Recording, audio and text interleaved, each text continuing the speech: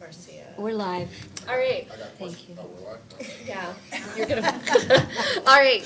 Good morning, everybody. We're as live as we can be on Cox Channel 24, but I'm under the impression that YouTube and Facebook and TGov aren't. Are they streaming now? Or They are not streaming. They are not currently streaming, but we are still recording, and we'll probably post this later. But you can watch this from Cox Channel 24 if anyone wants to text their family or friends. We're having internet problems today. All right, anyway, this is the 10:30 Urban Economic Development Committee meeting. I'm Councilor Bellis chairing this meeting. First item on the agenda, I call this meeting to order. Second item on the agenda, we have Marcia Bruno Todd with us, who's being appointed to the Tulsa Women's Commission, filling an open seat. Term expires May 31st, 2028. She lives in Council District 1. His seat is on like that middle line, so. Oh, that's fine. Yeah, no, he has like he has like an assigned seat, yeah. All right, it's good to see you. If you wouldn't mind telling us a bit about yourself and why you're interested in serving on this specific commission. Yes, hi, thank you so much for your time.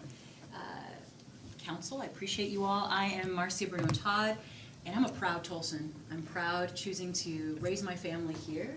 Mother of 4, also serve as the Executive Director of Leadership Tulsa. And both in my private life and in professional life, I'm invested in developing leaders across the city so that we can have a thriving community for all. And serving on the Women's Commission would be a continuation of that as well. So that we can go ahead, and what is that, a thriving community for all, is really looking at how we support women and how they lead and serve throughout Tulsa. And I want to be able to elevate ways of systems level thinking. I want to be able to elevate some of the opportunities and challenges across our city and bring those perspectives to the table. Yeah, Councilor Dutta? I love that. I come from a family of all females, Mm-hmm. and my mom was quite progressive when it wasn't cool to be progressive. So she was able to raise 5 girls on her own, and we're all very successful in our own ways. And I really attribute that to the power that she instilled in us as women. So I really appreciate you coming and being a part of this. Thank you. More power. Thank you. Any other follow-up questions, et cetera? I know you do so much work in our community thank with you. Leadership Thank you. Tulsa, et cetera. Yeah. It's obviously we've gotten to work together over the course of almost 10 years. So We don't want to age ourselves, no, Councilor let's not. Bellis. It's really we're young and it's been really recent. Okay. Thank you. Well, we're looking forward to getting to continue this work. As I like to say to a lot of different commission appointees, if you have policy recommendations, you don't have to wait to vote on it as a whole commission. You can just reach out directly to us yourself as well. If just sometimes that can take time to reach that kind of commission consensus, and you might observe something and think that we should just know about it as a policy consideration, so please don't hesitate. But anyway, we will be voting on your appointment on the 15th at the 5 o'clock meeting. You're welcome to attend, but don't have to. But if you do, you can get on the mic and talk to the whole council at once during that moment. So it's your call. Thank you. Yep, thank you so much. All right, agenda item 3, Emeka Naka, reappointment to the Tulsa Metropolitan Tulsa Transit Authority. Term expires July 31st, 2028. You attended a lot of different meetings from Council District 1. Yes. Yeah, we're glad you could be here today. Yes. Could you tell us a bit about yourself and your experience serving on the commission, why you want to continue serving? For those watching, my name is Emeka Naka. I've been serving on the transit committee for a long time now. I do a lot of work in the community. I'm a therapist and just work with navigating challenges in our community, and I want to just continue to lead my expertise in helping our city become more walkable, more transitable. Look it up, it's a word. Just move our city forward with transit, because I do think that the mark of a growing, moving city is how well people can get around. And so as someone that has experience in trying to navigate challenges and moving around, we want to just keep removing barriers from our constituents. I am not a native Tulsan, but I am definitely a proud Tulsan, and I want to keep doing my work. Thank you. Councilor Dutta?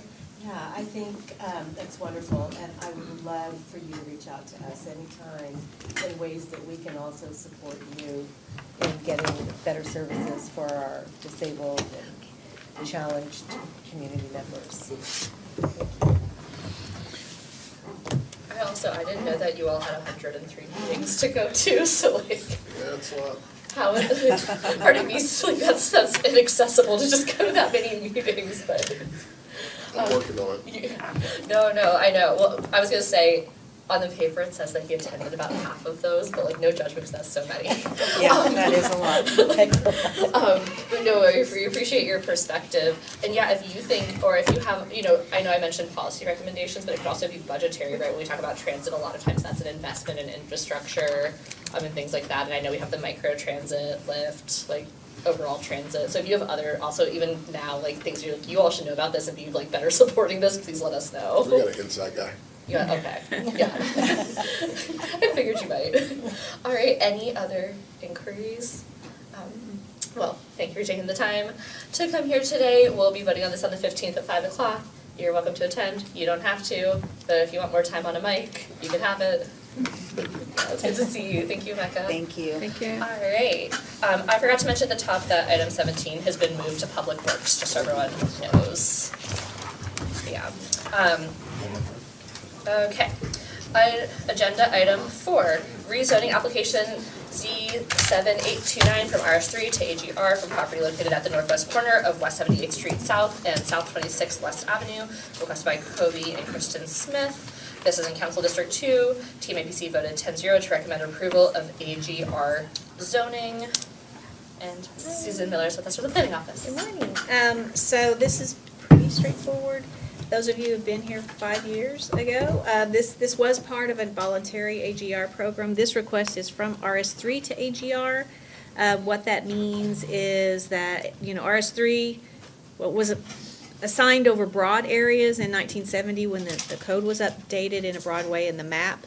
This area, we spent a lot of time meeting with them, Councilor Q, about really wanting to retain the ag character of the area. So this parcel just was not part of that. So they want today to come in.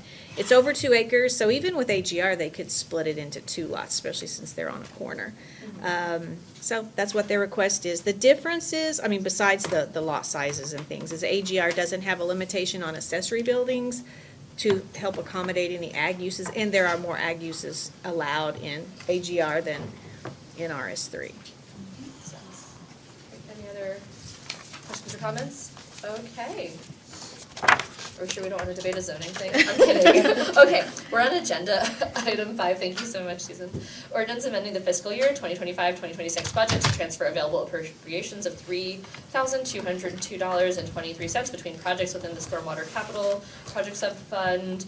Let's see, about $4,700 between projects in another subfund, $82,000 somewhere else. We're transferring money, and Jared's going to tell us more about it. That's exactly right.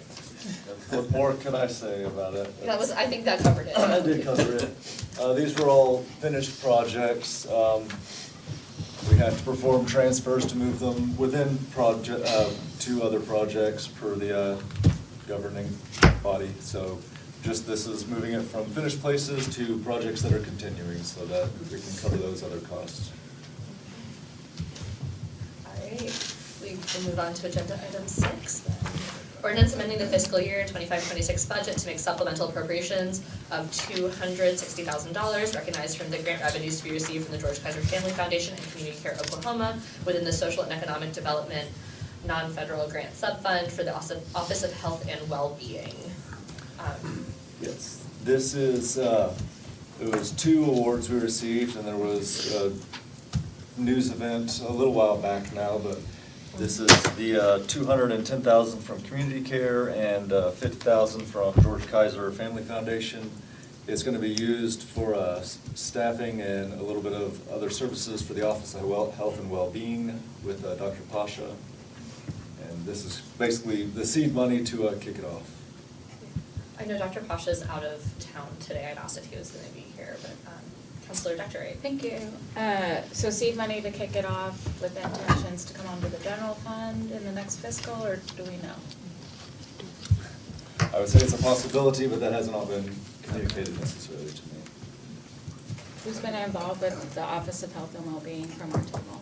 I haven't been, I wouldn't say, I don't know about You were at these the press decisions. release. Yeah, I was at the press release because I was like, yay, money for health things. Sure. I don't know, I think my two things I don't know are like if these are multi-year or, yeah. Are- Is the 260 for Yes, I- staffing this just for This- this fiscal? Yes, Okay. but these are ones that I believe they can apply to again and seek the money in subsequent years. Okay, right. Let me rephrase. Yeah. But Let me no, rephrase the they question. haven't, but they haven't been, these are just for this year, is what I'm hearing. Yeah, And then so- someone could reapply, but they don't have it over multi-years But we're already now. through Q1 of this fiscal and almost through Q2, so is this like half year funding? Because No, I believe it's full year funding that, full fiscal year funded, Yeah. 12 months for 260 or 6 to 7 months for 260? well, you'd be using the 260. Nobody's hired for this position necessarily yet, so we would just have that full 260 for the remainder of this fiscal year to You cover know, what I'm that. trying to get at is what are we committing to by accepting a grant today? Hiring people on, unless it's very explicit, like they're on for as long as the grant exists, and then this is an ongoing issue that we grapple with every budget Yeah, where we add on planning staffing year. through grant. And we are already deeply funded by like ARPA dollars and other one-time dollars that we're trying to do assessments and move those staff onto our general fund. And so I'm just asking the question of, Yeah. when we're committing to more than $250,000, is that Exactly. half-year funding and it's a $500,000 Yeah. Oh, a okay. year Well, in that office, or- sense, no, that would be full 12 months. So it's a $260,000 new office that we're setting up with grant dollars today, one time, possibly renewable. From September 2025 to September 2026, or within our fiscal year? Sorry to interrupt. No, that's a good thank question. you, maybe I'm just not communicating well this morning.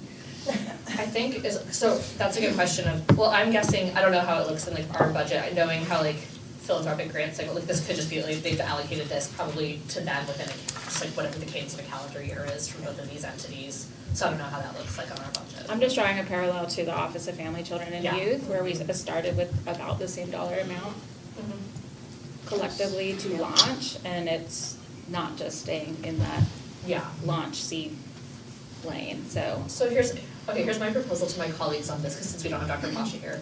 One, there are grant dollars coming into the city, so I feel like we should be like, okay, good, and it sounds like they're gonna be piloting or doing a thing, but it sounds like we, one, have follow-up questions, and then two, would wanna maybe at like however many months out, get an update report about what happens with this, so that we can keep tabs of like, per your point, that like kind of budget drift that you brought up. Well, yeah, I mean, I'm always glad when we do public-private partnerships to do things that we can't only do with our revenues, But I agree, like, we don't wanna then be, so I think that's one of those, I'm just proposing Like, one-time expenses that Yeah. are like capital or something are different than Yeah, adding people, staffing. right, that Yeah. come on. And this is for staffing. And is it like a Is this three-year just one, pilot? is this or- all for staffing, or do we know if it's a mix? It's a mix, but it's majority Okay. staffing. Do you know how many positions? Just one. So 260 for one position to get started. Well, and then I think for And- some There's some, training maybe some and. programs. How can I apply? I know. No, Well, I first don't- you'd have to resign this high-paying job, That's- counselor. I don't think it's all for that position, from like. It's to I can establish like ask, the yeah. office and support. I think Yeah. it would be helpful for me to understand budgetary impacts, Yeah. not just of accepting a let's- grant, but like what is the expectation? Yeah, Sarah, I'm wondering, so maybe we could just keep this moving, but just put it back on for committee again? That's what I was gonna ask, so when we reach out We for don't vote till the committee. 15th, yeah. Yeah, when we reach out for committee, so, anticipated long-term commitments, especially in the personnel space is a question. Yeah, the And then- ongoing. Like yeah. ongoing fiscal impacts And and then- then what is being established. If when the position is listed, so sometimes on grant positions, you see the position name and then you see one-year funded. grant position Yeah. to ensure that an applicant is notified Yes. of that potential. We did that with some of our CRF fines and Yes. fees I think positions. that would be, That trying would be to the just set up those responsible thing to do. guardrails. Were there other Maybe just a questions for breakout. next week? Yeah, breakout Of this 260, like how does that break out versus like capital expenses, office equipment, whatever, and personnel? And then, like, what's the overall plan for this office? Like, what are the overall budgetary needs for this office? Is the 260 the full cost, or do we need to find more grants or a match internally, or? That can't be all one person's position. I would hope But not. it all says personnel. It's And gonna say, be confusing. it's all in personnel services, but that could be, I mean, it is benefits and things like But that, that but there's still not much doesn't outside of account for- people that are in There's no that. way. It's a very high dollar amount It could be. for a doctorly type Oh. person. I see, I okay. don't know. Well, I think we just need more I was trying to think details. of it My as main if we concern did is that, too. you know, The impact in the a gift future. acceptance policy is always a good idea for any entity, so that you know Know what you're what the committing gift to, is yeah. requiring you to do down the line Yeah, or not I think we can just require. get that clarity. Yeah. Okay. Anything else on this for now? No, thank you. Well, thank you to external partners. Okay, thank you, Jared. Okay, item 7, ordinance amending the fiscal year 25-26 budget to make supplemental appropriations of $56,000 recognized from unappropriated fund balance within the short-term capital fund for graffiti abatement. So you might recall, as part of the technical changes of the FY '26 budget, there was additional funds put in place for an additional graffiti abatement crew. What they needed in addition to that was a trailer to haul the equipment on. They were able to procure a truck for it through surplus and cover a lot of their other needs, but they weren't able to find additional money for a trailer, so this is just appropriating out of the short-term capital fund, the unassigned fund balance to allow Public Works to buy trailers so that that new staff that was funded can continue to work. Any questions? Counselor Donovan? Yeah, I kind of want to know what defines graffiti. I mean, are we talking the Sueños tagging? I mean, I think mango's on the list. Or Mango or like. yeah, what are we talking? I don't know, I just. Mango, who loves being mentioned, I'm sure. I don't know. Yeah. Spray paint on public structures. Unauthorized painter, that's, yeah. Yeah, basically, it's all around the IDL, up and down with. So, But Can this you is So the is model that, cost is that targeting that program. area? Those areas are high on the. The IDL. On the priority list, the IDL? Yeah, and we do have some other grant monies that are within the IDL that can only be spent within the IDL. Those came from a specific grant that TPD and others applied for. Counselor Bector? So I have a question. Remind me at the end of the technical changes, was it like $100,000 that we put towards this I think this, effort? this fiscal year is 100 and the plan year, I think, had 150. So we started at 1 and then we're going to 150 for the plan year. And is this now taking this year to 156, basically? Yeah, although this would be a one-time. One time. This is, yeah, Yep. one time. Okay.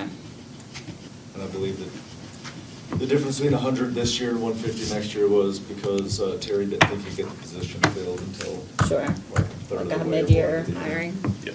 It's 2 positions? Or 3? There are, this is just a second crew, so yeah. Yep. It's a 2-person crew? Yep. And they needed a truck and a trailer? Okay. Yep. All right. Counselor Donovan? Yeah, so I would be interested in having a deeper conversation as to how we can get community service hours from persons without having to incur this cost every time graffiti abatement occurs. I just, I think with the graffiti abatement, and I think we talked about this before, about how that the abatement in and of itself is just going to create a clean wall. And we're going to be constantly going through this revolving door of funds to do this and to do that. And I would really like to have a deeper conversation on how we can mitigate that without this constant revolving door of dollars for abatement. Yeah, we've talked about the things that you've suggested as well, just creating a yard where graffiti artists could go do that, and then we can paint over it, they can do something else. And then also using murals where there are high tagging opportunities. So those things haven't gone by the wayside at all, and we're still exploring all of that. Who's we? I would, yeah. It's just a small group that we put together of city personnel, Michael Willis from the county, ODOT personnel, so 3 individuals from ODOT, and who am I leaving out? Terry. No, I said city personnel. Yeah, Mayor's sorry. office personnel. Yeah, yeah. So are you the designee from council on that committee? Am I Or the what only group? one on there? I also I just maybe can't think wouldn't- this morning. Wouldn't call it a committee. What is it, Oh. a It just- working group? Yeah. No, or even oh, no, that. it's I less think A than it phone was- call that happened? Yeah, I think it. No, we I met think in the it was library. just- Yeah. A one-time meeting? No, I we're, think they it's met just, it was the first iteration of meetings. We've had 2 meetings total, Two or because then three. we So- asked Captain Siebert to come in and talk to us about the grant program.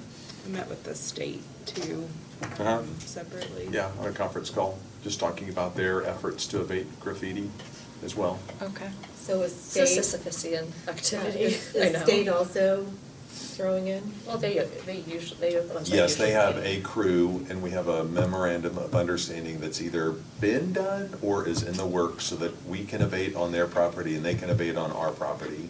And then we ask the legislators, whenever they were here for the forum, to increase personnel or increase funding, so that they can take care of their own structures, because most of the graffiti is on their structures. Whether it be the green and white signs or a lot of the Walls. overpasses and underpasses. So, but at the end of the day, it affects us all. So yes, I truly hope that they step up and take care of more of their structures monetarily and physically. So is there conversation as to how to target the gang type? That's a over- whole other, that's a big question. I don't. Well, Yeah. it is a big question, but I mean. No, I know. The one I that mean, we see. There's a difference between, you're right, like certain types of graffiti and then more specifically gang Yeah. graffiti. I mean, are we? That might be a TPD question. That's what I was gonna say. Or more public Discussion. safety. Yeah, that's a bigger, but For we the- could, But most of that's going on I have outside one the in IDL. Criminal Yeah, I investigation know, theory, and that's why but I'm like, happy to the talk to Counselor concentration is. That sounds afterwards. fascinating. I don't wanna ruin it for those But we watching. have the Fox Channel Route 24. 66 Centennial coming up, and it's supposed to go all through Tulsa and more than the IDL, so maybe. Oh, it's just, it's IDL 169, wherever it is, it doesn't really matter. I just see most of it on the IDL and on 169, so that doesn't mean that's where we need to concentrate everybody. I would really But we're recommend also- you Is go it on a out of ride curi- with me Oh, through wait, that's the well, area, that leads, through the that leads to an district. interesting question, just as a quick thought related to allocating the resource, since that's what you're bringing up, is the way that we're, because you mentioned focus areas, which I know per one grant, and it totally makes sense, I know what you mean with Yeah, you IDL, can't of move course, it out yeah, of there. you can't move that out of there, that makes sense. I'm curious though, are we able, or do we like pull things like through in one data to heat map and go, oh, these are the, is that something that, the hot spots, and then we just do that more? Because that would then help, like, then as much as people report it places, I wonder if that's like, that's just a question for code enforcement maybe. Well, because the IDL isn't the only place that Tulsans go, or tourists go. Right, but this Oh, is no, a restricted that's all. grant. I get the it. only The place grant I is a go. I get it. restricted Grant to related downtown. But- economic Gotcha. development. For your point, but then for Maybe allocating we- the resource, otherwise we could find out if code enforcement's able to like kind of do that proactively based on a heat map, if it is. Maybe you can request a meeting, Yeah. like, not on That a sounds- Wednesday, yeah. to like, To get that information. find out what's happening Okay. outside the Um, IDL. Yeah. And then, And maybe the Arts Commission. okay, we Those will, that ideas. sounds like a plan. Anything else on agenda item 7? Graffiti, okay. Just going back to 6 real quick, I have some small answers from Dr. Pasha. I'm not saying we shouldn't put this on again. But one of these things was just a flag where it's a little different than what was just listed from finance, which is what might just be crossed wires. He said that the 50 from GKFF is for personnel. Some of the 210 from community care is for FTEs, but mostly operations initiatives and data work with the NCI. So that might, part of me is like, maybe you all might have to go back, like, again, I think that just sounds like crosswires, I don't know. So he clarified that it's a mixture, and then did specifically state the office will be responsible for staff, sorry, he's texting, he's on the airplane, otherwise I would have been like, you're on speakerphone or something. The office will be responsible for staff funding going forward through external support, no plans for city funds to cover staff. It's only one new position that is being covered, the director of programs position. Any other position that comes in the future will be from external funds as well. But I think, one, it sounds like there might need to be some stuff conveyed differently or done with finance, since it's not all personnel, it sounds like. But anyway, that's what we know so far. Can you refresh me on the NCI part? I don't know, I guess maybe it just sounds like they're doing collaborative data work maybe with the I NCI do- data set. We don't know. I appreciate that information. I think for It still needs to us, come back on, we yeah. have a tracker of the number of grant positions. Yes. Across departments and across funding cycles that we just need to be cognizant of. In the 7 years I've been here, there's a lot of, this is a one-time grant-funded position, it won't go on the general fund, and then 3 years later, we're like, how do we find general fund dollars? So I'm just Yeah. going by like historic pattern and practice, not any one area. I appreciate that external dollars will continue to be pursued, but I'm thinking of like the FEC and some other things where it's like, yeah, we're gonna get outside dollars, and then the outside dollars aren't there, or the Shifting outside dollars like to conditions. seed things, and then the seeded project is flourishing, and it's like, we wanna seed other projects, not continue to, Yeah. water your plants. Again, let's So definitely keep it still on for Yeah. next week. I just think maybe we need to have a broader strategic discussion about like, how much capacity do we have for grant-funded positions at any one time? Yeah. Like the liability. Oh, that's a good. I mean, if we did just do had like that presentation, like if we fulfilled all of the staffing needs that we say we need, we'd need 12 million more dollars or whatever, but like, we should also consider all the privately funded staffing, and if those things ever did become an obligation of the public side, just so we understand. And I do appreciate what Sarah added, I think it's better when we post those things to be really transparent about like, these are contingent on outside dollars. Because per your point with the liability factor, it is if it's explicit that it's grant funded, then when the Yeah. dollars go away, the position goes away. That's, but it's actually making good on Potentially. that, yeah, I mean, we decide those things, that's true. yeah. Okay, we'll talk about it more. Okay, we are on agenda item 8, ordinance amending the fiscal year 25-26 budget to make supplemental appropriations of $3,000 recognized from the grant revenues to be received from Williams Company within the Social and Economic Development Non-Federal Grant Subfund. Welcoming Week kickoff. Welcoming week. Just yeah. as it sounds, there was a donation from Williams Company of $3,000. This was to reimburse costs for the welcome week kickoff. Okay, any questions? All right, thanks external partners. Okay, agenda item 9, ordinance amending the fiscal year 25-26 budget to make supplemental appropriations of $121,000 recognized from grant revenues to be received from the Oklahoma Highway Safety Office within the Traffic Enforcement Subfund Traffic Enforcement Programs. Is this them reimbursing us for all the expenses of shuffling people around? No. Okay. No. Okay. This What is is it? an annual grant that you have seen in the past, or previous counselors may have, but it's to pay for overtime hours for officers to go out and do additional traffic work, do citations, arrest, monitoring, selected areas for traffic violations on an overtime basis. Okay. Is that mostly OHP? Would be city. It'd be Is this- TPD. TPD, how many, how many direct traffic enforcement officers do we have? Each division has a crew. I don't know how many are on that. But each division has a traffic enforcement. Mhm. I'd be interested in how many each, I know that doesn't pertain to the item That's a itself. good question. Anything else on that one? In a continuing theme on item 10, ordinance amending the fiscal year to make supplemental appropriations of $25,760 recognized from the grant revenues to be received from the Oklahoma Highway Safety Office within the Tulsa Police Department Motorcycle Safety Subfund Basic Safety Classes for the Public, which sounds like a good idea. Yes, this is another recurring one that the police department applies for and has received, and this is again on an overtime basis. Officers will go out and provide motorcycle training to the community. Okay, makes sense. Definitely want more motorcycle safety. All right, item 11, amending the fiscal year budget to make supplemental appropriations of $248,000 recognized from unappropriated fund balance within the Public Safety and Protection Non-Federal Subfund Records Management System. So there's so many, I haven't refreshed my memory on each one. This one is, there was the settlement funds from the Central Square Technologies breach or contract breach that we had. And so this is just pulling from that settlement amount another $248,000 to have contracted services, to hire a project manager, or specifically a system business analyst, to be used as the prosecutor's office plugs into the records management system as they're trying to go live. So this will pay for that business analyst to assist with the implementation. Yeah, Do Councilor we Gilbert. have a date set yet for that the new record management system to go live? I don't recall it off the I top think of my it head, was- though. It's I think it was like, 2026 March or something like that. March or, 2020? no, it's 2015. It was March or April 2026 was the Okay. most recent date, last time we talked about it. Thank you. Okay. And you know that data breach, the gift that keeps on giving. Okay. It wasn't a data breach, it was like a The ra- failure of. Of failures of the Okay, I wasn't sure if it was like the ransomware or something else. Okay. Don't worry, everyone's data is Sorry. safe here. Okay.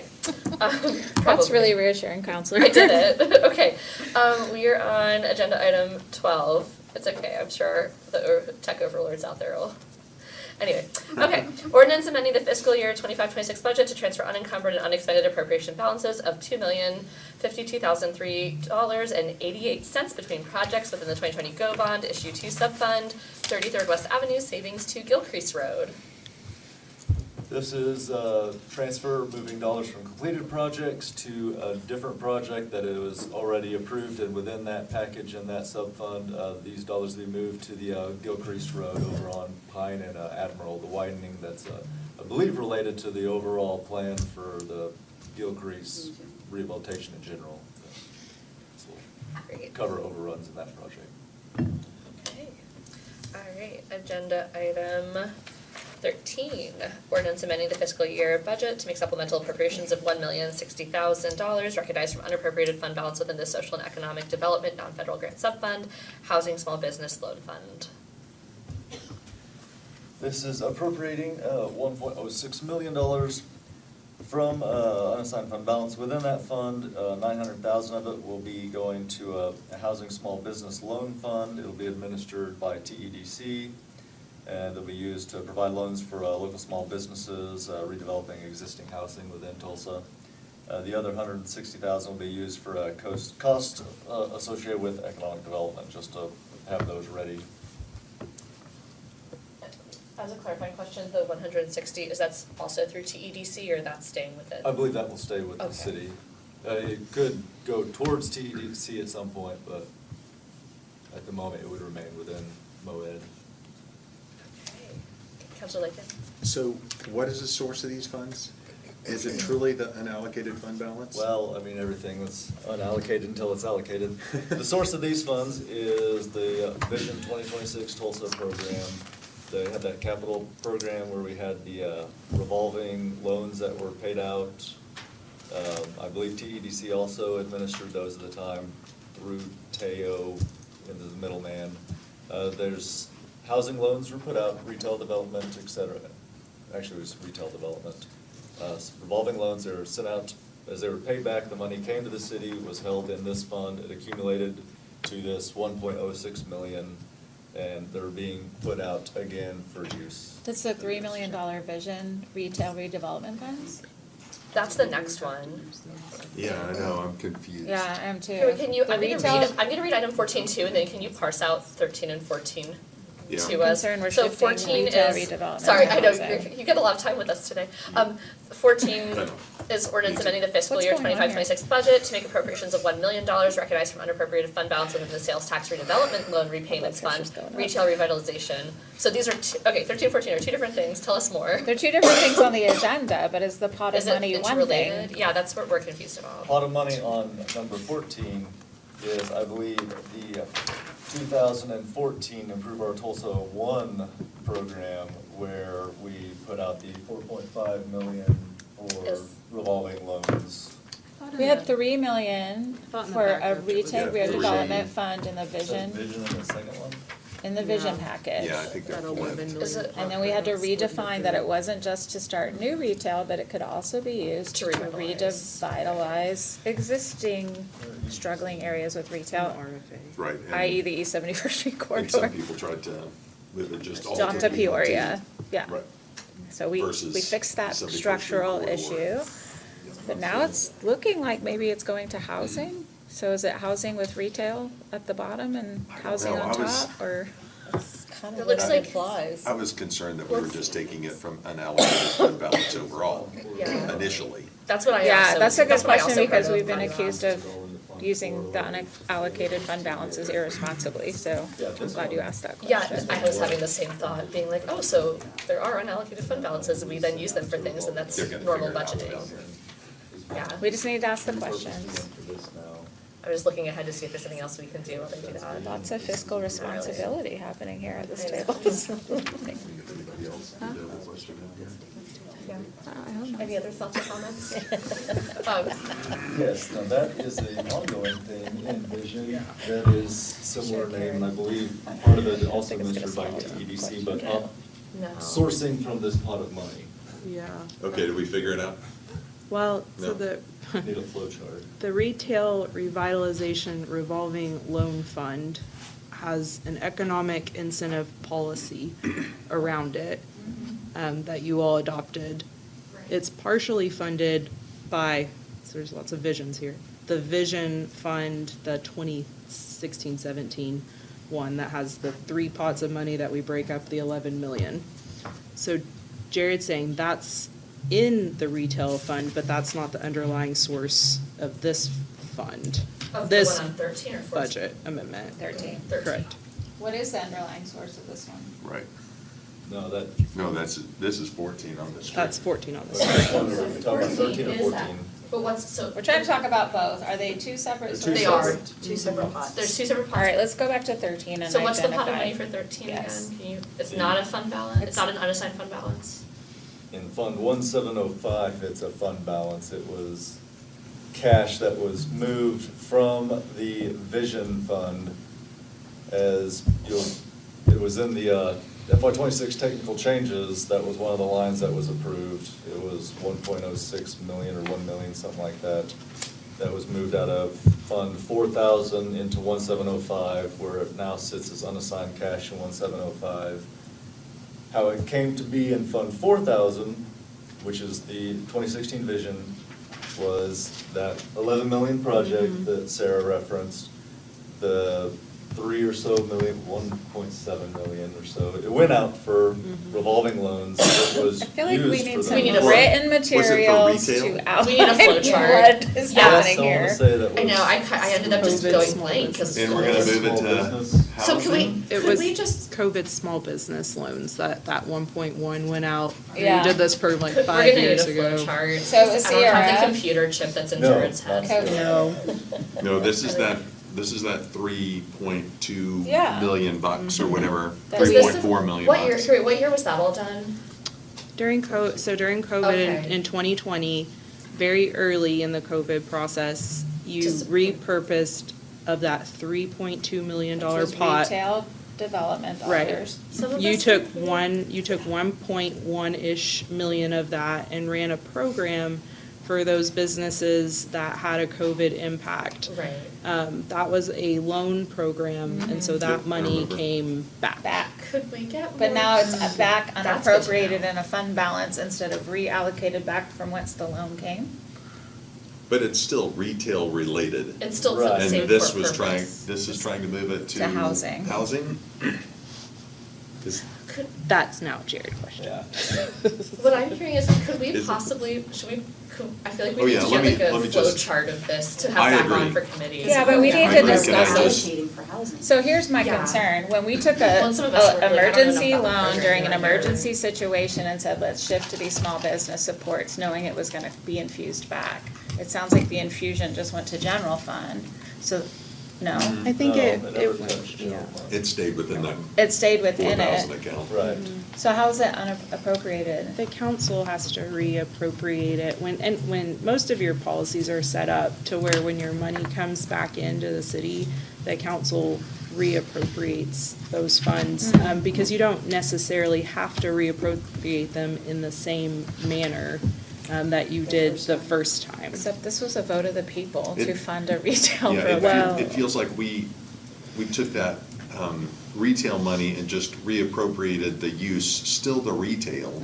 Now it's back because it's been paid back. And now we're being asked to And now we're go moving into from housing. retail to housing. Should it be Brown ordinance though? No, It's that, being the reappropriated? pot of money was 11 million, it was a very broad general use. And then the policy development around that occurred after the vote, and you broke it into 3 pots of money. Now. Well, yeah, we, that's why I'm We asking don't. for this to go back on, because some of us were Well, here. I know you're saying the body share the did. Yeah, history. I just wanna finish Yeah. that part. So, Sorry. so once that happened, and you did that, you don't have to do a Brown ordinance. However, like on these commercial revitalization funds, you've purposefully developed your policy around those funds because of the voter intention and the things that you did. Like you went on, the body, not you, the body as a council went on tours of specific retail corridors and things like that, when you developed vision, envisioning that this money would be used that way. So that's why your retail policy is set the way it is around But these not only funds. that, since then, we've engaged like a third-party consultant to boost retail redevelopment. We also know that retail sales taxes is what funds all these other things we're trying to fund. So I want to be very clear, I'm not saying, we need housing, so let's shift to housing. Like the retail redevelopment is going That's to about bring the generating dollars longer-term into revenue. this Right, right. government so that we can do all the other So- things. I just, for people at home that are like, they'd rather have stores than housing, that's not what we're saying. We're also saying that when we asked for a vote, it was with the intentionality of doing this revitalization of retail or creation of new retail in corridors that have been underserved. And just to fill in historically, when we saw lack of clarity on restricted uses, they were really investing on Peoria from 81st to basically downtown on the BRT, to the point And the other route too. of getting ready for 11th Street. So there was a restriction of those dollars to those 2 very specific areas when that was not the intention. And so that's the policy that Sarah's talking about, that we came back and kind of put different bumper rails on. I'll also name per your point around like, right, if it's helping retail, that's kind of can lead to longer term revenue generation with sales tax. I don't know that that's not the case if the housing that's developed with something like this is affordable. We don't know enough about the Right. guardrail, yeah. Or So, housing. okay, so it sounds like we, 1, need this back on. 2, for people who weren't at the table when this initial program was set up, it sounds like we could use some more Like an context. explainer, That yeah. doesn't, that maybe doesn't have to happen at the table, but if we could be sent stuff, or could happen at the table. Yeah, Yeah. I need A far re- more or a information on refresher, 13 and yeah. 14. Yeah, I would agree. even Like a map. suggest pulling it from first reading. Okay. I don't even I want to go agree. forward with first reading. Okay. Yeah. We don't These even two. have I agree. almost half the council here too. And Yeah. to your point, a lot of the people were not I don't involved know in about those what was set up. early on Yeah. conversations. As a question, since we're gonna have like a homework assignment, there is a housing fund that we also established, a revolving loan fund. Many years before that. Right, and so that should also be getting repaid as, right, the dollars went out and come back, so. I think we need like a comprehensive, like, we strategically put these different buckets of money to do the different things that we need done. Like, where is that now and what's Right. the next step here? And So does I'd this like fall to into- just kind of see like what the plan was and why now there's a suggestion that we shift off that plan. Wait, out of curiosity, because where did this decision come from? What decision? Related to these Why funds? is it on the agenda? Yeah, The who put it- request? Yeah, who requested like what department, or is this from like housing, Steve or? Bush. Well, specifically, I would say the request came from the mayor's office, economic development, since that would be where we are placing the dollars. Okay, so maybe, part of that's the something to maybe discussion. find out, Just like, because I like, need to is it find $1 million, Aaron, is it go me? Like, I don't know find who, it. yeah. Aaron would be a good source to talk about the use of, The like, retail. how it's being suggested to be used going forward, as far as the history of where the dollars came from, if intents were satisfied, et cetera, like that. Aaron wouldn't have had or had much involvement with that. piece. Right. Okay.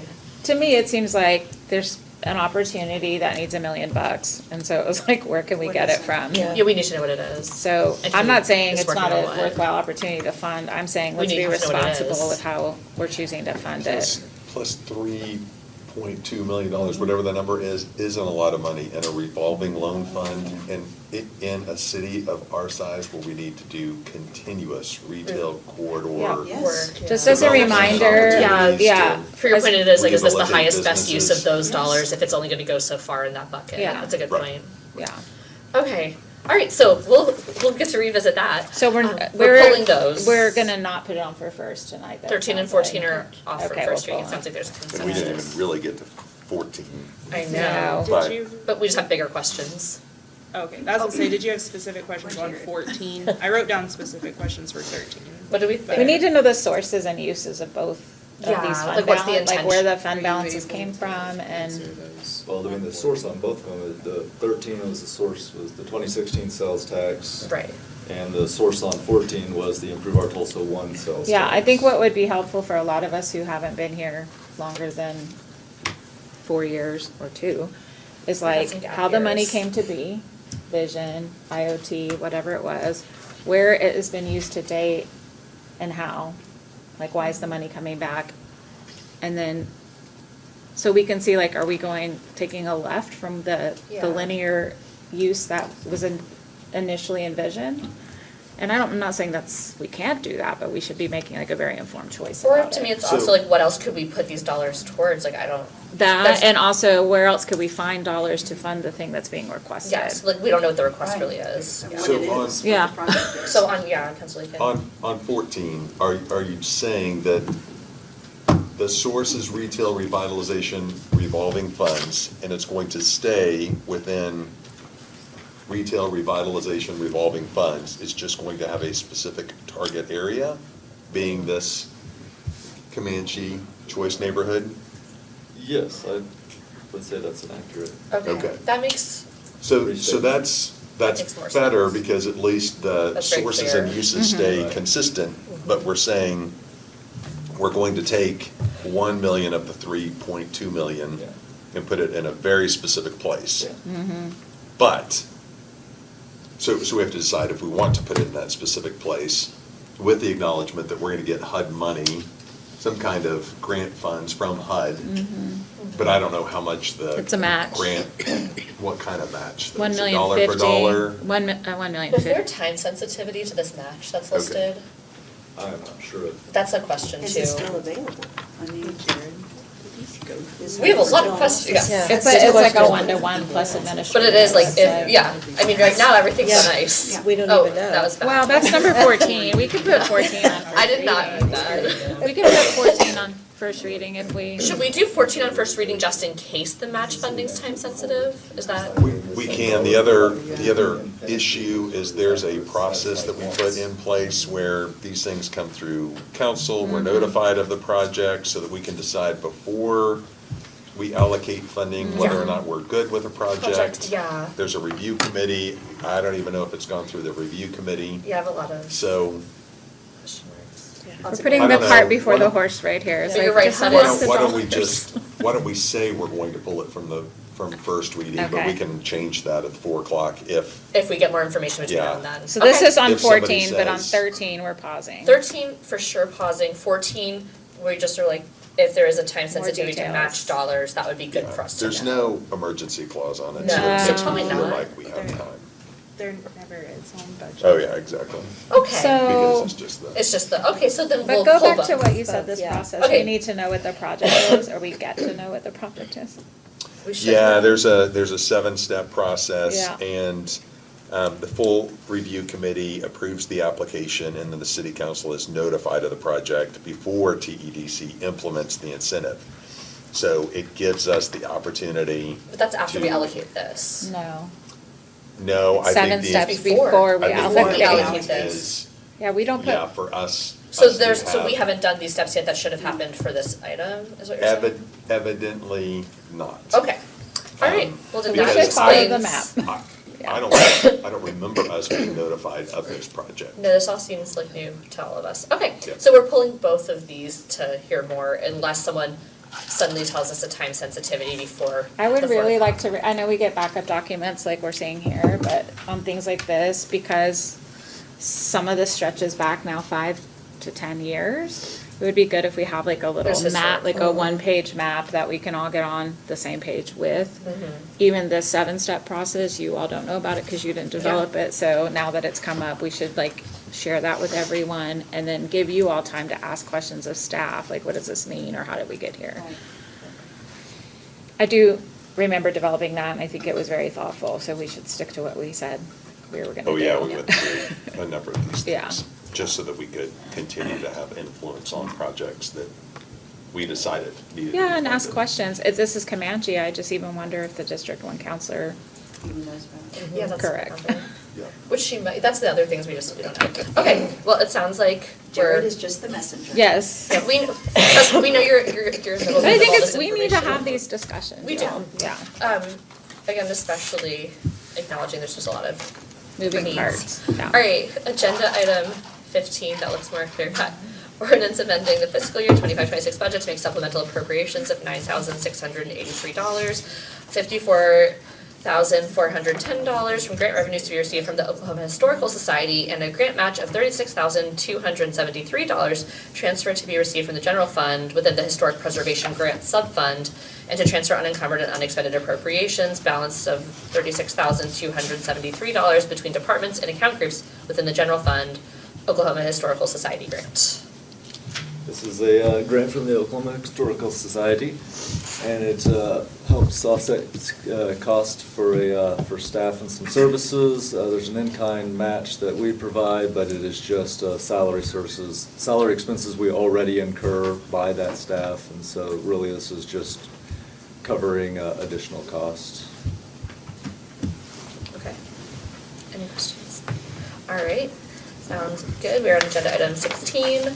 Ordinance amending the fiscal year 25-26 budget to transfer available appropriations of $423,127.58 between departments, projects, and account groups within the Home Investment Partnership Subfund, homeowner rehabilitation.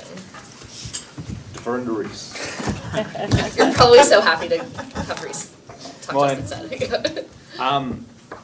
As you aware, when we go through our HUD process, it includes carryover funds from previous projects that didn't spend all their money.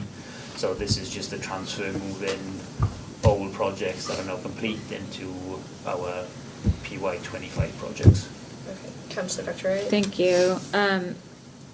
During the 3H task force, we talked about maximizing these HUD dollars in a more strategic way. Is this part of that? This is part of the 2025 program year we started July 1. Recommendations that you guys have already approved. Okay, so it's predicated on that kind of Yeah. rework that, I'm looking at Sarah too. These have already been approved, this is just a transfer. In the and you tell me if I get these years wrong. In the program year 25, I believe that's when we assign the bonus points for the first time for 3H initiatives. That is correct, yes. Okay. So this year, in development of program year 26, I think you turned in 26 just a little bit ago, there is additional effort to look at whether housing and homelessness programs a little bit broader than just the 3H task force recommendations, because those are a little bit more specific. Whether those could be given priority, or maybe fewer grants in a more strategic way. And so there's still in that still in that application Okay. process, so those have not come before you. I think those will come ultimately before you in the spring. Yeah. In the spring. Okay, thank you. Yeah, but higher minimums would create a smaller pool as well. Yeah. But then the applicants, I think part of it was there weren't as many applicants as we thought that could access these dollars, I remember. It depends which stream of fund, so, ESG has certain requirements and CDBG has others, so. Okay. It's a continuation in that effort that Yes. you all. Awesome, thanks. Okay, anything else on this one? Okay, reminder that item 17 is moved to Public Works. We are on agenda item 18. Thanks, and then we'll get to 19 for all the patient people. 18, discussion with representatives from Emergency Medical Services Authority, EMSA, regarding the EMSA Care Program results from August and additional organizational updates. Morning, Council. Thank you guys so much for allowing us to be here today. We just wanted to give, this is our biannual update to council, we usually hear relative to budget and then at least once or twice post-budget. So just an opportunity to give you a few updates about some of the things happening at EMSA from our face and brand, Adam Toluca, who we all know and love. And then we've brought a guest with us today, Pat McFerrin with CHS. And Pat does our brand survey and our resident survey. So he'll be talking a little bit to you this morning about the results of that survey that just completed. Well, if you don't love me, at least you tolerate me. So,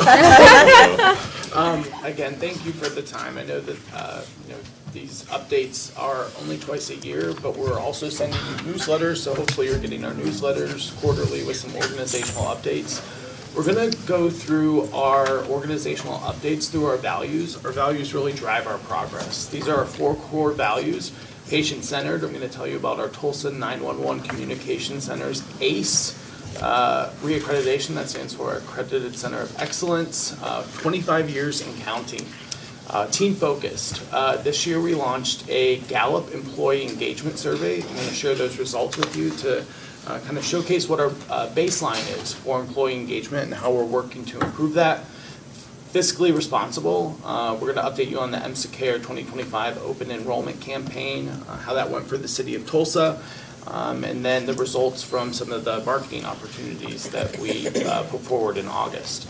And then finally, thank you so much, Pat, for joining us today. For Highly Accountable, we're going to discuss our June EMSA Resident Satisfaction Survey that surveyed 500 registered voters in the city of Tulsa. So big congratulations to our more than 30 team members in our 911 Communication Center on their ACE reaccreditation. The ACE accreditation is governed by the International Academies of Emergency Dispatch. This distinction is held by less than 1% of all dispatch centers nationwide. It really requires some adherence to globally established best practices and a culture of continuous improvement.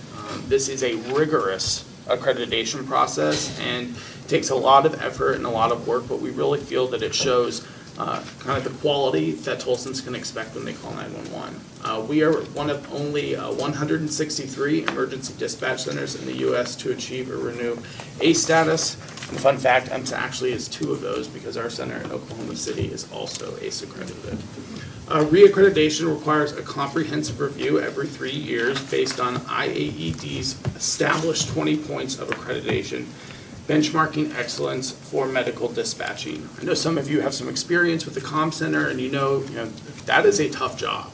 And to go to work every day and do your best, but also be the best in the world is really a great accomplishment. We're really proud of our team over there. But some of the main points of that accreditation application are: do you have system integrity and strong oversight, making sure that your system can survive any sort of stressor, and people are watching to make sure that you're doing the right thing at all times. Quality assurance and continuous quality improvement. We have a great QA/QI team at the 911 Center reviewing calls, making sure that protocols were followed. And speaking of protocols, a protocol-based dispatch system. We have a very rigorous protocol-based dispatch system that helps our 911 dispatchers and system status controllers really give patients or bystanders the information they need and walk them through what's going to happen, and in some cases even prepare them to render aid before first responders and EMSA crews can arrive. So again, we really feel like this highlights our commitment to the highest standards in emergency medical services and emergency medical dispatch. If you guys have any questions about the ACE accreditation, I'm happy to answer them now, or we can save them for the end. All right, so hopefully everybody is familiar with Gallup. I know Pat is, as a fellow survey guy. But Gallup really is the leader in employee engagement surveys. We conducted our first Gallup employee engagement survey in May. And we were really interested in what that survey would look like from a results perspective because it's our first one. This is the one that is going to set the baseline for all of our efforts related to employee engagement. We had 437 respondents, so that's 66% of our total number of team members, and our engagement mean score was 3.74 on a 5-point scale. When we got the results, you can see on the right-hand side of the slide, there are 3 questions that are in boxes, and those are our 3 Gallup focus areas. Those are areas where we felt like we had the most room to grow, and they're around recognition, making sure our team feels that their opinions count, and that we're giving them a clear path that shows them how they can progress in the organization. As a leadership team, we met in July after we got those results, and we said, okay, if these are going to be our 3 focus areas, what are our goals surrounding opinion, surrounding recognition, surrounding progress? So I just want to share the goals with you so that you know how we're communicating with our team and what we are really trying to do from a growth perspective related to engagement. To make our team members feel that their opinions count, we're going to foster an environment where team member ideas and feedback are welcomed and respected. Already, we've had one-on-one conversations, departmental conversations about letting employees know that no matter what your idea is, no matter what your observation is, it's worth sharing. Progress. Develop feedback strategies that fuel team member learning, growth, and accountability. Just really making sure that our team knows that we have an EA program, which is an EMT training program. We are seeing paramedics graduate from our in-house paramedic program that started as EA trainees. So making sure that they understand that there is a trajectory for them to advance within the organization, as long as they're doing the right things and upholding the right standards.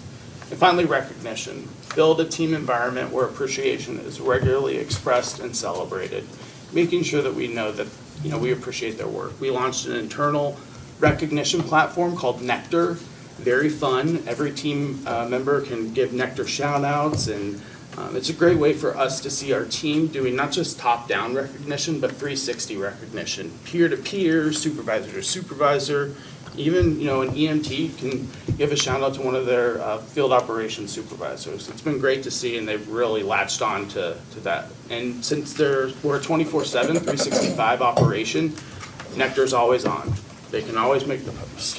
One of the things that was really important to us, and I think would be important to council, a couple of years ago, we really set out to make sure that EMSA, your EMS system and service, was sought after to be the employer of choice in EMS. So bringing in EMTs and paramedics that may be educated elsewhere or working elsewhere, but really wanted an opportunity to practice pre-hospital care in a system design with the complexity of patients that we have here in Tulsa. And so this is just, we know that from a clinical standpoint, we've invested a lot of capital, time, and energy into ensuring that we're offering cutting-edge educational opportunities for clinicians in continuing education and beginning education. We also, recognize that from an employer standpoint, there was also more that we could do to ensure that our employees remain engaged and committed to our community and wanted to stay here. So going back to this slide, our goal for when we will administer the slide, which will be May 2026, will be to move from 3.74 to 4.0. And then our stretch goal within the next several years is to get to a 4.25, which would put us between the 75th and 90th percentile of all healthcare companies. We feel like we have the baseline and we're ready to move forward. Fiscally responsible, EMSA Care 2025 open enrollment campaign. So our EMSA Care enrollment marketing campaign really has 3 high-level goals. Increase EMSA Care opt-ins, educate Tulsans about EMSA Care benefits, and then highlight EMSA's value to Tulsa and to Tulsans. So our results, we had more opt-ins who were formerly opt-outs this year, which is always great. So we had 431 utility customers in the city of Tulsa moved from being opted out of EMSA Care to opted in. We did have 304 MSA Care members choose to opt out in August. Given economic conditions and economic uncertainty, I think that those are great numbers. Anytime that we can, see an increase, we're happy with that. But we also want to share with you some of the marketing strategies that we used. We did a multifaceted and multi-channel marketing campaign. We spent most of our money on digital outdoor billboards because those are the best for making sure someone sees it. They don't have to click a link. They don't have to, go away from it. It's a captive audience when people are on the road. 28% for social ads, 11% for pre-roll ads, those 5 seconds that you have to watch before you can skip to the main video, so we make sure we get those 5 seconds with information, and then 8% on Spanish language ads. We had more than 400,000 impressions on our billboards. We did different copy, just general enrollment last week, final day. And then our digital ads performed exceptionally well. They drove more than 2,000 clicks to the City of Tulsa Utilities webpage, and our conversion rate of 0.21, even though that sounds very low, 0.21%, it's more than double the benchmark. One other thing that we're proud of is that we really talked about how we can ease the customer experience on our website and allow them to get answers to their questions before they call either us or the city. So we know that in August this year, we had 425% fewer calls to our customer care center, which is a 21% decrease. Is that page bilingual also? So yep, there's we have some documents in a page that's bilingual, and most browsers now have an auto-translate Right. option, but we do have Spanish language materials on, some of the forms and the fact sheet are PDF'd in Spanish. All right, I am going to turn it over to Mr. Pat McFerrin from CHS and Associates, who is going to walk through our resident satisfaction and brand affinity survey. In 2022, we committed to doing the survey every 3 years. We had taken a little time off from doing it, but this is our way to kind of report back to you from an independent third party about some opinions and thoughts on MSA in the community. Well, thank you all for allowing me to be here and share this information, and I enjoy hearing Adam's discussion about how they take the findings of their Gallup internally and put it to action. And I've been doing this for IMSA, I think in the year 2000 was the first one we've done. I think it's the 5th one we've done in Tulsa here. And I've seen them take this to heart and do things. First, I want to talk about this is a survey of registered voters, 500 sample, which is a very sizable size sample. Earlier, hearing your discussion about improve our Tulsa and vision, I did pulling on all of those. And we were always struggling to get funding to do 400 sample surveys, and so the 500 is a real luxury. It allows us to look a little bit better at some of the internals with some statistical validity as we go through. It is controlled for geographic region to make sure that we're representative of the city. It's controlled for by gender, by age, and a few other factors to make sure that we get a good representative sample of the voters in the city.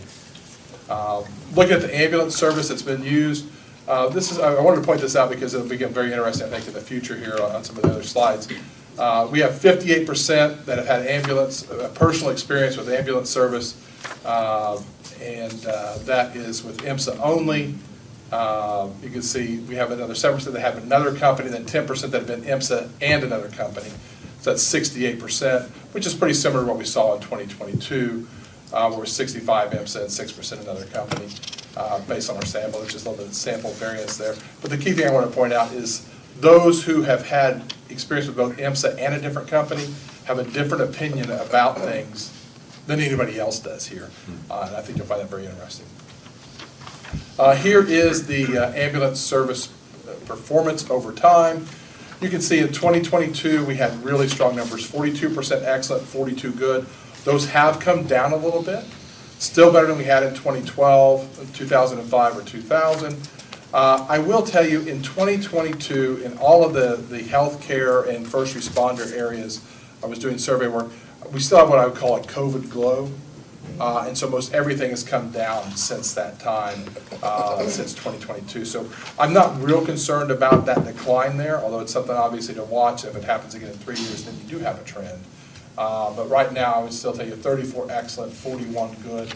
for anybody that's considered, or will probably consider it to be you do pay through IMSA Care through a utility bill, so it's at least in the voter's mind, a quasi-government entity, and those are very good numbers for something like that. And here is the IMSA favorable over time. This is about the brand name of IMSA, not about ambulance service. We do still find that not everybody assigns the brand name IMSA to the ambulance service.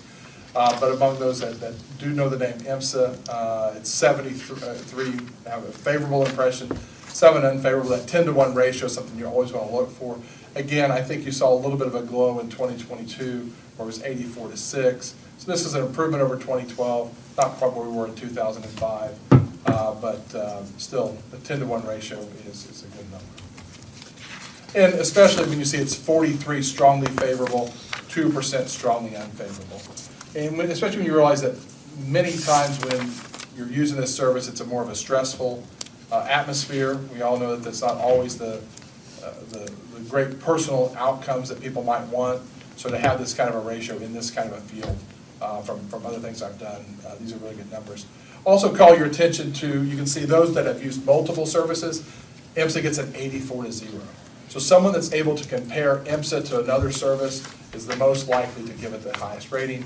And you'll also see those who have never used 911, it's a 59, or never used an ambulance, I'm sorry, it's 59-5. So they have a basic positive impression, but below where everybody else is, and they're more likely to say, hey, I'm not going to rate them because I don't have the experience. I will point out there, those who called 911 in the last year, again, 81% positive. You do see that 8% negative, but it's still that 10-to-1 ratio. So it's telling me that those that have had the most recent experience are, again, among the most positive. And here, this is driven even more. This is by your last time you've called 911. Again, if you've never called 911, it's a 65. But if it's in the last year, it's an 81. So those that have called in the last 5 years in particular, you exceed that 10-to-1 ratio. If it's been 6 years or more, it's below. So again, this is an indication that I can always talk about correlation, not necessarily causation. So it could be that people that have a bad experience remember it longer than those that have a good one. But another possible explanation is that just what they're doing now is really working well. This is a question asked, why do you have a favorable impression of IMSA? The bottom is a word cloud. The larger that word is the more often this was given in an open-ended response. And you can see how much it really is about time and response, about response time. But you do see I've used it, but you see quick, you do see my own experience there. Prompt, another word that stands out.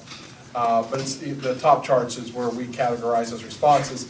31% just said, hey, they provide good service. 24% focus on the speed. 12% say I had a personal experience. There is 9% that say I haven't heard anything negative, so I'm going to give them the benefit of the doubt. 6% have a family or friend in healthcare. So. We also evaluated individual aspects of ambulance service. And again, very solid numbers. Promptness, 78% excellent or good. Attitudes of paramedics, 78%. Medical treatment actually gets up to 80, and then 78% for total quality of service. And so again, varied numbers, all down just a little bit from 2022, but again, I think that's that halo effect. Nothing statistically significant different from 2022. And I think that you also will have in your packet a more in-depth, or being passed around now, executive summary that goes into those questions, as well as a few others related to things that improve the image of IMSA, such as the ACE accreditation, and some of the other issues there. So we're happy to answer any questions that you may have, but again, we really appreciate the opportunity to give you this update and to show where we are, and we continue to seek out continuous improvement. I have Councilor Decorate, and then I just wrote down Councilor Lincoln next, because I thought you guys were going to have a Do you want to go first? No. I just assumed. Okay, Councilor thank Decorate. you. Thanks for this report. So I think previously the survey was for 400 for a long time. Yes. So we've now boosted to 5. Okay. Couple of questions. Sorry, I was trying to follow as fast as I was going. In the questions, was there a question in the survey tool asking if they're an MSACARE enrollee before they use the survey? You know what I'm saying? The service utilizers, is there a question about, are you an MSACARE enrollee Yeah, versus just using I've got MSA? everything here. Okay. I don't believe we had that on this study, no. Okay. That might be interesting to know. I'm sure you have some statistic of, you know, how many you have enrolled every year versus how many are utilizing the system. So the number of single-family households in the city of Tulsa who are enrolled is about 70.5%. And then our total transport volume is around, In Tulsa, it's roughly 89 right now. We're about 89. But do we know if it's like repeat customers at one house? Yeah. there are, so all of those 89 are not unique individuals. Right, right. I would just be curious to know, because there's probably still some gaps, especially in like our multifamily, East Tulsa, Yes, so things for like that. multifamily, and I think we talked about this Yeah. before, that responsibility relies with the landlord at the time that the Mhm. lease is signed to give the That's tenant the acknowledgement that either A, we're enrolled in MSACARE, you pay it As a part of it, property, yeah. or B, we are not enrolled, you can contact MSA and sign up directly. Mhm, yeah. So we talked about 2022, what were you calling it, the COVID? I call it COVID halo The effect. COVID halo bump. I did just want to remind my colleagues who weren't here in 2022, that's also when the trust indenture changed in November of 2022. So I'm not hearing that you're connecting those dots, but that is a question that popped up for me, is when we had this massive change in how the business is run. Did that have any impacts? You Neutral, know, we positive, didn't negative? test that. I will tell you, given my other survey work, I would be shocked if most of the residents were aware of that change. Oh, I don't think they're like aware of like the structural change, but I'm just saying like in the outcomes aspect of it. So that's just a question I had. I'm not expecting an answer today, but that's what I wrote down. Also in 2022 is when we changed the business model So radically. The contractor was removed from the system in November of 20. So the 2022 survey was actually done with 19 months of MSA directly overseeing operations. But not the training and the other stuff that you guys have started to do since. Yes, there's been stuff that we've added since then, but Mhm. we took over everything operationally on November 30th of 2020. Okay. That was just more internal We- changes in 22 than the massive transition. I don't want to get in the weeds, but the trust had a 2-year period where we could operate Emergency. within that structure. Mhm. Yep. I thought I had one more question, but I can't remember what it was. The way that you break out the city on this map is different than your 3 like geographical areas, right? Yeah, so this is specific to. The surveying. To the survey, if you want to explain. Yeah, no, and what I did was and it's difficult to do, with only doing 500, which I say only, being able to do 500.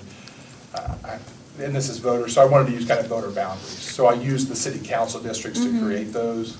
But some of them have so few registered voters, out of the 500 sample, that I had to combine into 5. I like to have 5 regions that are more equal there. So that's why I have the north central. So the District 9 is by itself, the others have combined districts. So the percentages though, like 14% for North Tulsa, that's 14% of the 500? Yes. Okay.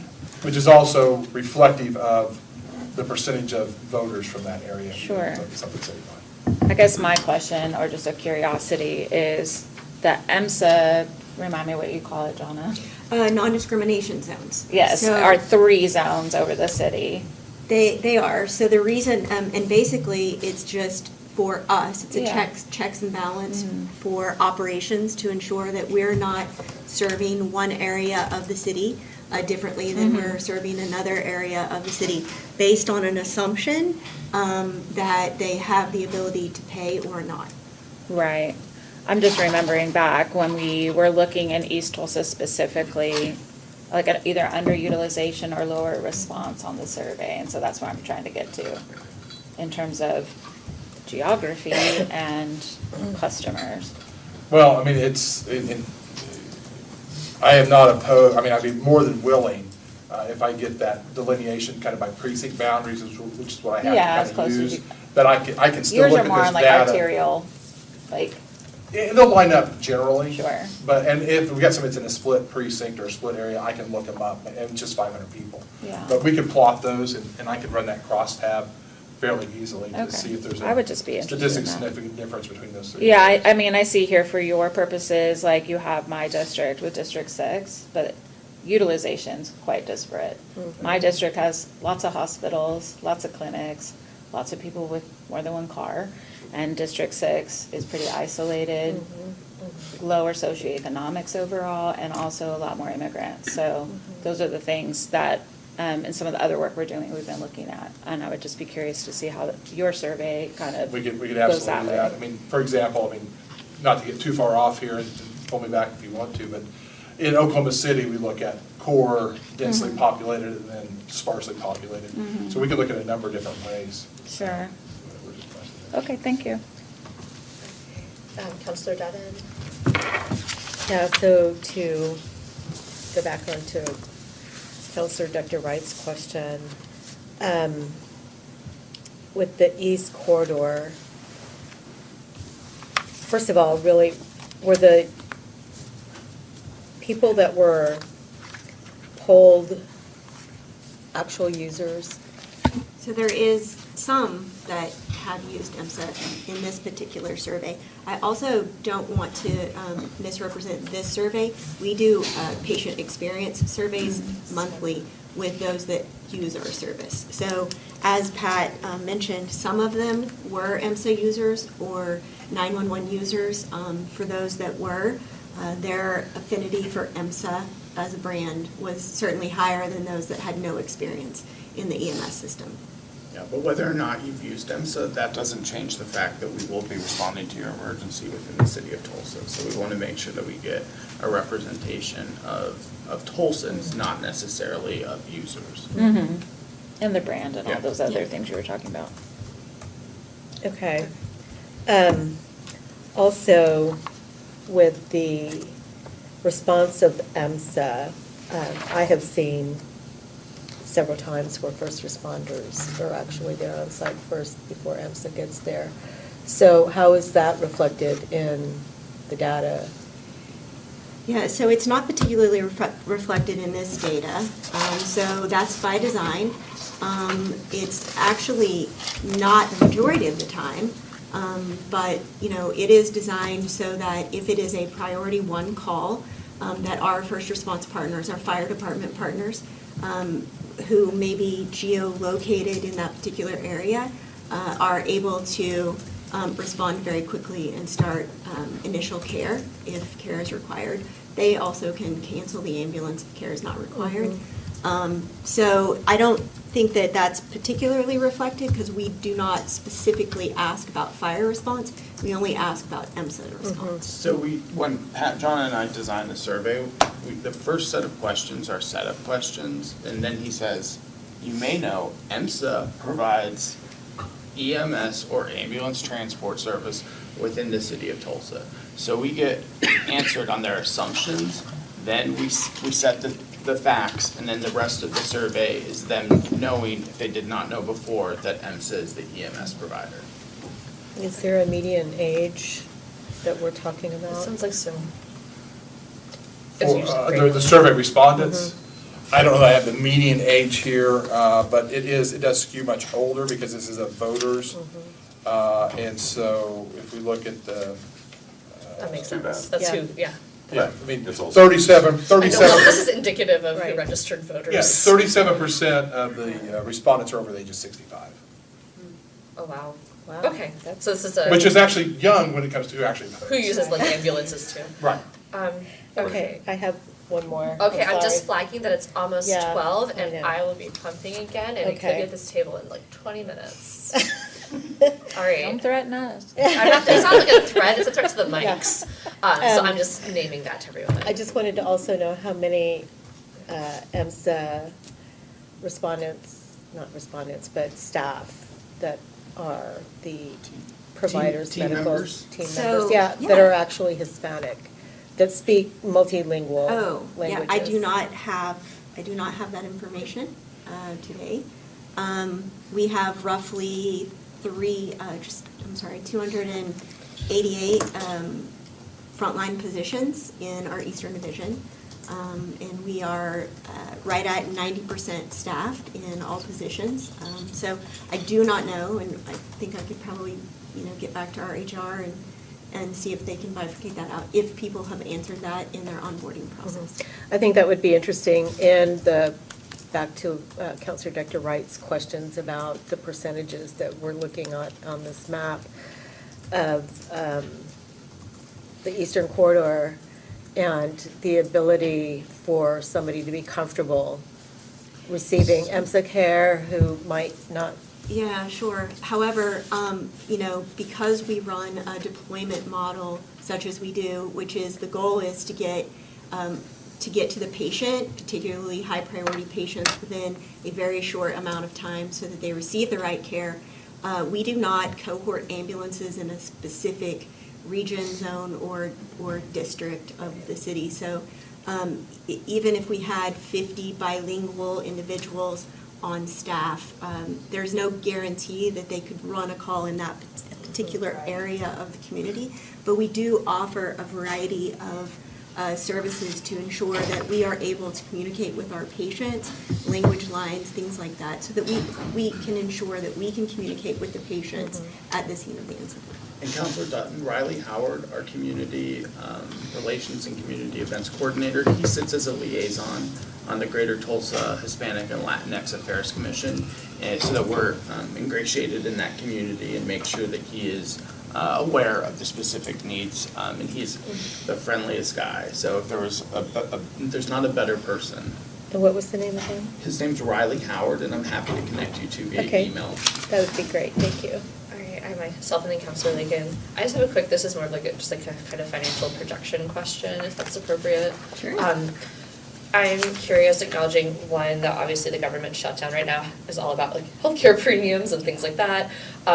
So knowing that that's kind of on the table and depending on how that shakes out, paired with then changes to Medicaid, which I know are a little bit further out. But if those premiums are increased and we have less uninsured folks, I'm just curious if that's something or how you all are looking or projecting related to that for just budget. I'm just thinking, For budgetary. So for we'll talk budgetary reasons, first about the government shutdown. Yeah. So currently it's projected that every 30 days the government is shut down. It's roughly a cost to the Tulsa EMS system of about $25,000. The reason for that is there are what they call extenders based on Medicare reimbursable rates. So those extenders, for us, we're a primarily urban area. All of our zip codes are what CMS would consider in an urban area.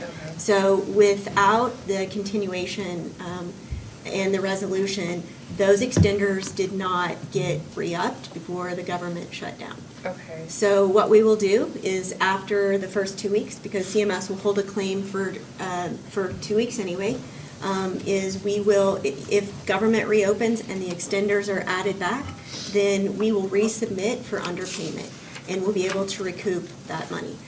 Should they choose not to renew the extenders, we do have budget forecasts based on that.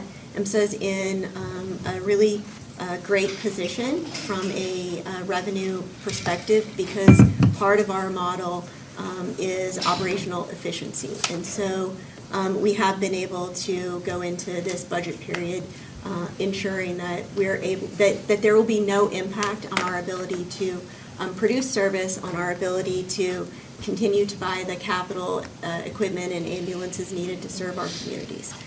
From a different perspective, in terms of changes to Medicare and Medicaid in general, we do anticipate that self-pay may move up a few percentage, but basically you're shifting one payer to the other, and we don't anticipate that it will have a significant impact overall. For self-pay, just as a clarifying question, do you all charge lower rates or Medicaid rates for that versus like So- what gets charged to It commercial depends on insurance? the situation. Each situation is different.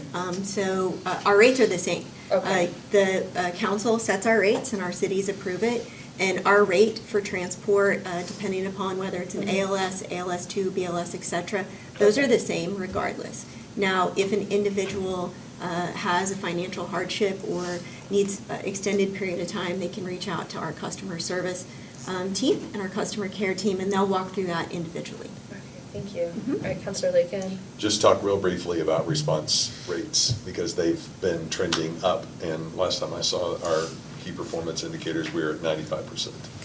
Yeah, so response times for priority ones, again, they continue to maintain at compliance, which is required by city ordinance at 90%.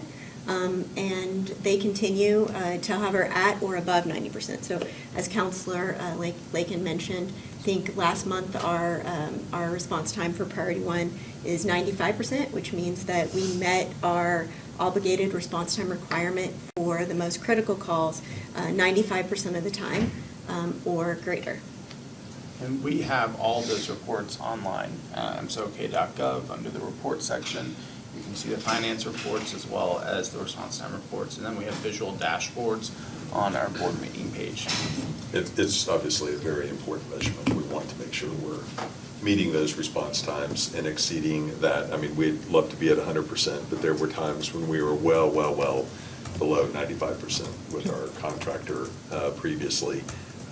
And we've just done a remarkable job getting to those numbers, and I've been very impressed, especially over the last year and a half with those numbers and our times. Are we still running 38 in the Eastern Division, 38 ambulances? That's a great question. I can't answer it right off the top of my head. So at peak, this is Lee Gibson. He's our Director of Operations. So at peak?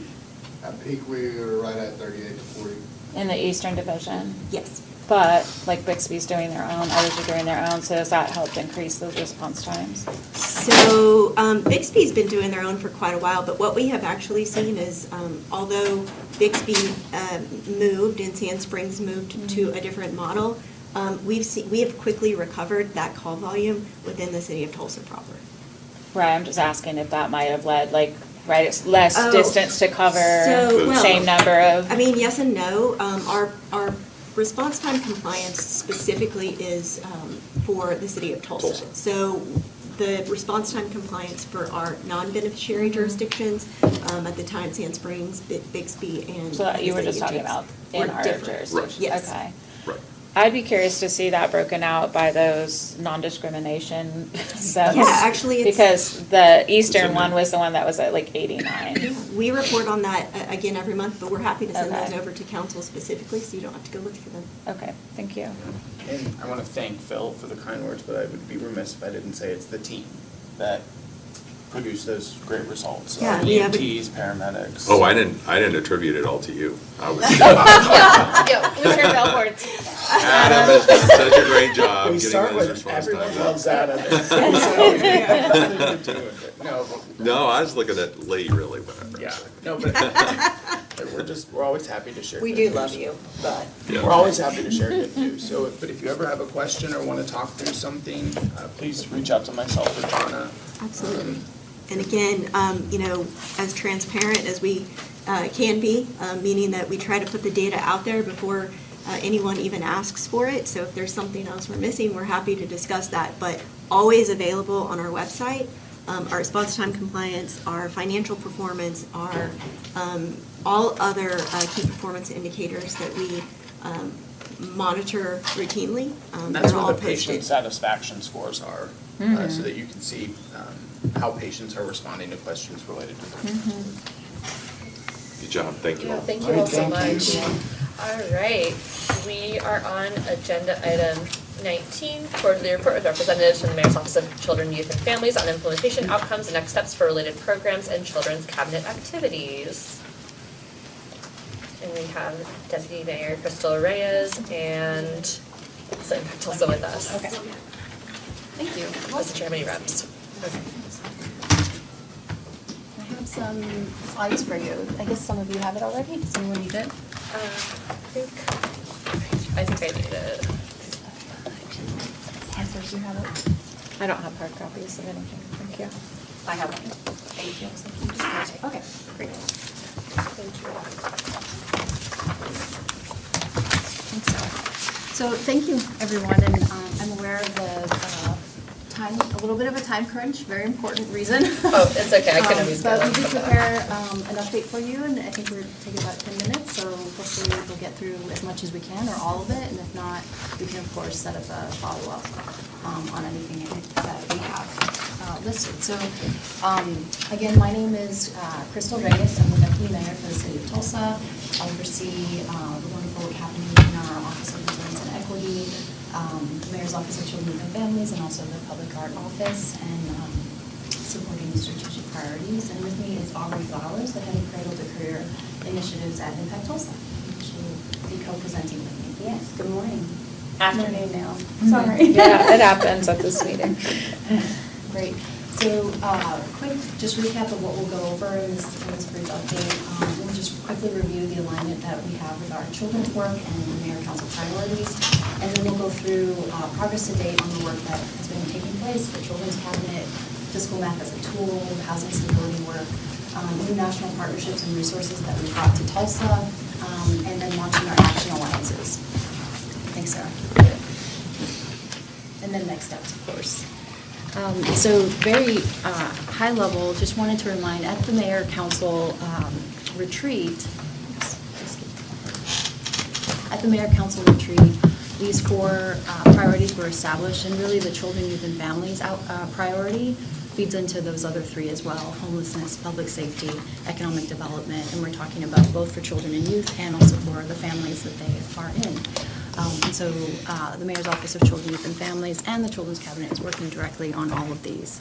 And before jumping into some of that, I just want to say thank you to the council, of course the mayor, but the kind of resources and people, which we'll show on the next slide, is what will make this work happen. This didn't exist in Tulsa before, and it really is the commitment from the city council and the mayor and other leaders to support work really focused intentionally on children, youth, and families. So thank you for that support. And you'll see on the rest of the slides, none of that would exist without that support. So for those that everyone on the table I think is familiar, but for those that may be newer to the work or in the audience or watching on TGov, this work started with an executive order earlier this year to establish the Mayor's Office of Children, Youth, and Families and a Children's Cabinet, which also didn't exist in Tulsa. We are contracting with Impact Tulsa to be the operating arm of this office, and we've appropriated, the city has appropriated dollars to support this work in this fiscal year. I'll recap very quickly on the vision, which is something that I think everyone has articulated in some way on every topic that is ever discussed here, that we want to have a city where a child, no matter their race, background, income, zip code, or any other factor identity that has nothing to do with their choices, right, thrives in a safe and healthy environment and has access to opportunities, career advancement, and is supported by the environment, the systems and institutions to see them thrive. And so we're trying to take that vision and operationalize it, and embedding this work in city government, which again has not happened in the past. So these items, progress to date, which Aubrey will go into a little bit more detail in the coming slides. We have launched a fully functioning Children's Cabinet. Councilor Gilbert, thank you so much for attending. Councilor Hall Harper is also a member of the cabinet. And I don't want to jump ahead, but just we've had near 100% attendance by either a member or their proxy, which is really great for the work ahead. The fiscal map launched as a tool for the Children's Cabinet. Expansion of our eviction prevention work that is going into other school districts within City Tulsa limits. And we've also, as I mentioned, been able to garner additional resources to help support this work, and also pro bono technical assistance for our action alliances. And so Aubrey, I'm going to pass it to Aubrey to go into more detail on a few of those items. Yes, okay, so let's talk about the Children's Cabinet for just a moment. As Crystal shared, the Tulsa Children's Cabinet is now up and running. It brings together executive leaders from public sector, tribal nations, philanthropy, higher education, K-12, and workforce entities to align resources and policies, all headed towards improving outcomes for children, youth, and families. I think it's really important to name that, like, again, that we've got about 35 of them, and we are gathering almost all of them every time. We've had 3 regular meetings to date, as well as 1 special meeting in which we dove into the fiscal map, so that they could see that. This next slide is just a list of the cabinet members, in case you wanted to see. And we actually have, sorry to interrupt, we have a cabinet member, another cabinet member in the audience today. Marcia is a member, and also Hannah, who joined her, has supported 3 high schoolers that have participated as full members of the cabinet. So we're really grateful for them. Yeah. I think Marcia had to step out for a second.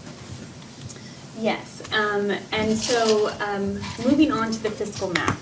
What this fiscal map is a tool that offers baseline, it's our first baseline picture of how public and private dollars are allocated to children and youth ages 0 to 24.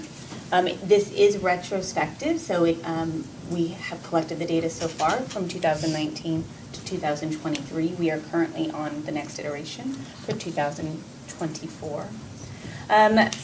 What the creation of this fiscal map has done now, so the map has been underway for almost 2 years, trying to collect the information, analyze it, and create it into something that is speakable and understandable. What it has done, being partnered with the Children's Cabinet, is that it has become, it has moved from just information only to really a strategic coordination tool. I think it's important to name and share with you a little bit. I won't dive into all of the things that the fiscal map was able to highlight for us, but key findings include public dollars, and we know this, most public dollars flow through the school districts and federal programs. The city investment is minimal. It represents about 1.8% of total funding in 2023. Outside of Parks and Rec, which was $3.2 million, there are no dedicated funding allocations in the city budget for children and youth between 2019 and 2023. The other thing that I think emerged here as well was the juvenile detention component. Nearly all county funding is spent on juvenile detention, roughly about 95% of those dollars. Do you want to Yeah. save our questions until later? I know, I have a lot of questions. Maybe a couple more slides. But as a clarifier to what you just said, you mean like dollars allocated specifically to youth from the county? Correct. Okay. And I think. But does that include like park programming too then? So. I'm just checking to be like what counts as youth. Yeah, that was my dollars. question too, Yeah. because I think I just heard no dollars were allocated from the city to children, family, and youth 2019 to 2023, and I'm gonna push back on that one. Yeah, I know think- we've allocated dollars from the city in that time. Well, and across those categories in the second bullet point too. Yes. Like if we've allocated housing dollars, then some of those housing dollars have to be attributed to the youth living in that house. Assistance. From 0 to 18, whatever youth is Eviction. really I'm defined. sure the intention isn't to sound like, I think. That well, we've been doing nothing? That no one's No, heard not at about all. youth until this was formed, because I know that we all have. Correct, and I've I- worked in schools. Correct, and I will Okay. also say that, one, I do Internet. think, and if you would like a special presentation, we can dive into the fiscal map. That would be It would great. take, Okay. it takes about an hour to kind of walk you through all that, but also so that you can understand how that tool is categorized, which might speak to the housing and how it is or is not inclusive of children. Parks. Or I was just thinking Or through like safety, parks, or right, education. like parks has a program, or Safety, there's safe different, schools yeah, initiative, education outreach millions of folks. dollars. Right. Yep, happy to set that Employment. up. Housing I mean, dollars. we're not gonna Yeah. employ youth, Yeah, but but we have done, we've causing people to allocated come federal here so dollars to they're- programs for like, Internet connections. like people older can adolescent, learn like remotely. professional Yeah. development opportunities. yeah, my point Yeah. on this slide is, I don't know, the last point makes it seem like it makes me feel bad, but I don't believe that number. I don't believe 2% is the right number. I think the city of Tulsa has done a lot more in youth funding and programming. Like, I And understand so that it's not I do like- need to understand it more. I understand the because- idea that you couldn't find a line item that literally just is like youth and children, and Yeah. so I get that, but then that does seem like myopic and that But what approach. is the philanthropy? What philanthropy from the city of Tulsa, and what have they been funding for youth and families? I think it's in this. No, they mean in the. Right, but I mean, I would like to know, because Oh, like the as- map of like, that's what also, like, I've been curious about the, like, where this dovetails with like the birth through age strategy for Tulsa that does focus on. But also because when this was introduced to us, we started the funding source, and we were told that the city would go after philanthropy dollars to continue to fund this, so that's what I. I think it sounds like we need a deeper dive on the fiscal map, and we should do it with Yes. the full council. Okay. Mhm. All right. And also with our awesome Oh, sure, research yeah. and data team, Right. because. Yeah, that'd be creative. Would that be The like full Delita? council would Yeah, be oh, good. yeah. Okay, okay, well, here, we'll let you Yeah. continue this. Yep. This slide is for Yes. further investigation. Yeah. So, let's talk a minute about the housing stability work. So over the course of the last few years, we have created a alert system through TPS that notifies daily through an automatic alert the McKinney-Vento homeless liaison at the district office when a student's address matches an address on the eviction docket. When you say we, do you mean Impact Tulsa, TPS? Yeah. Okay. Impact Tulsa is doing a daily alert. All right, from that eviction, I remember you all presenting that previously. Yes, we did. Okay. And so what that allows the districts to do, or TPS to do, is to understand when this destabilizing event is occurring with their students. Now, as the Office of Children, Youth, and Families, we are able to expand this alert so that it is a citywide alert, so it will be inclusive of Jinx and Union. Tulsa is the only city currently working to understand how housing instability, such as evictions, contribute to student outcomes through school attendance. Because of that, and our research with our awesome RAD team, we are leading a community of practice so that other cities can build this same concept and build on it and the infrastructure to help further their work within their communities. I would also add here that we're not stopping at just the alert. What we're also trying to do is help support school sites specifically to help with through that automation, helping the school site to know when these moments are happening so that they are able to, through a really detailed and private student-centered response, to support their affected student and family with resources that are embedded within the district within a really tight time frame, as we know, which is currently 3 days. Yeah. Do we know what the schools are doing with that Yeah. information? So they get a report every day, did you say? So the Or- district office gets a report, yeah. Okay. From Impact Tulsa. Right, and then supposedly that the district is sending that report out to the affected schools? So- Or the principals, or? I can't speak specifically to what exactly is happening. Mhm. What I believe to be happening is that the amazing team that we have become very close with at TPS is able to send communications to the affected families. They're not using. the families? Mhm. Not to Yep. the schools? They have like homeless coordinators at the schools. Yeah, but the Parent families know social they've workers. been They're evicted, parent so. facilitators Yeah, that are the homeless. to kind of provide services, it sounds like. Yeah. Connect them to the landlord-tenant resource center. Correct. Those kind Yeah, of I would, things. I mean, I can assume all that stuff would be happening if the system works well. I just don't know what the system is. Yeah. Um, I mean. That's what I'd love to know So more the about. student-centered response is in response to that, to help the school sites themselves to understand when that's happening. Mhm. Because the automatic alert is happening to the district office, there's then time, right, like, so we're fighting a really short timeline. So there's time to get that information from the district office to the school site, then for the school site to be able to activate around it. Is the trigger on the alert the docket Yes. Okay. I'd like to make a suggestion that since we are partnering with the city of Tulsa, we have water bills that indicate earlier in a process when a family's in crisis of potentially Which being is something we've evicted, been looking which into gives as you an like early at least 3 indicator. extra days ahead of Yeah. the court. That was 3 something, yeah, in our days. habitability working group, we've been discussing is that another potential good indicator to start looking at related to what the city has. Water bill for or water bills. beers. So we can get more. Because we were upstream. using that during COVID. Yeah, just finishing up. I believe that all this information relating to the correlation between eviction and worse outcomes for students is absolutely correct.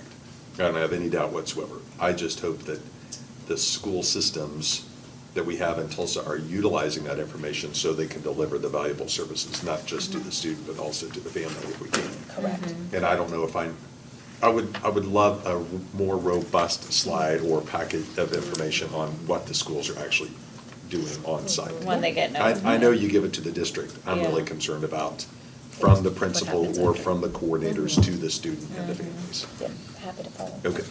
I'm glad to see that Union and Jenks is involved because, Yeah. as I say many times, districts 2, 5, and 7 have the highest eviction rates in the county and essentially in the country. And my district 7 is primarily serving Union Public Schools, so I'm glad. It looks like spring of 2026, so maybe the question that Counselor Lakin just asked on like when the alert goes, what is the cascade of events that happens after that? Because if it's based on the docket, I mean, that's the decision. Like, there's 3 days from eviction notice to docket, and then you have to be out, so. Right, and then, it's- and speaking as a school principal, often you lose the student very quickly, if they're. Yeah, especially if they have to move out of the district or whatever. Or even Or go double up One has the somewhere. information follow the kid. So if that kid is moving from one school to another school, Yeah.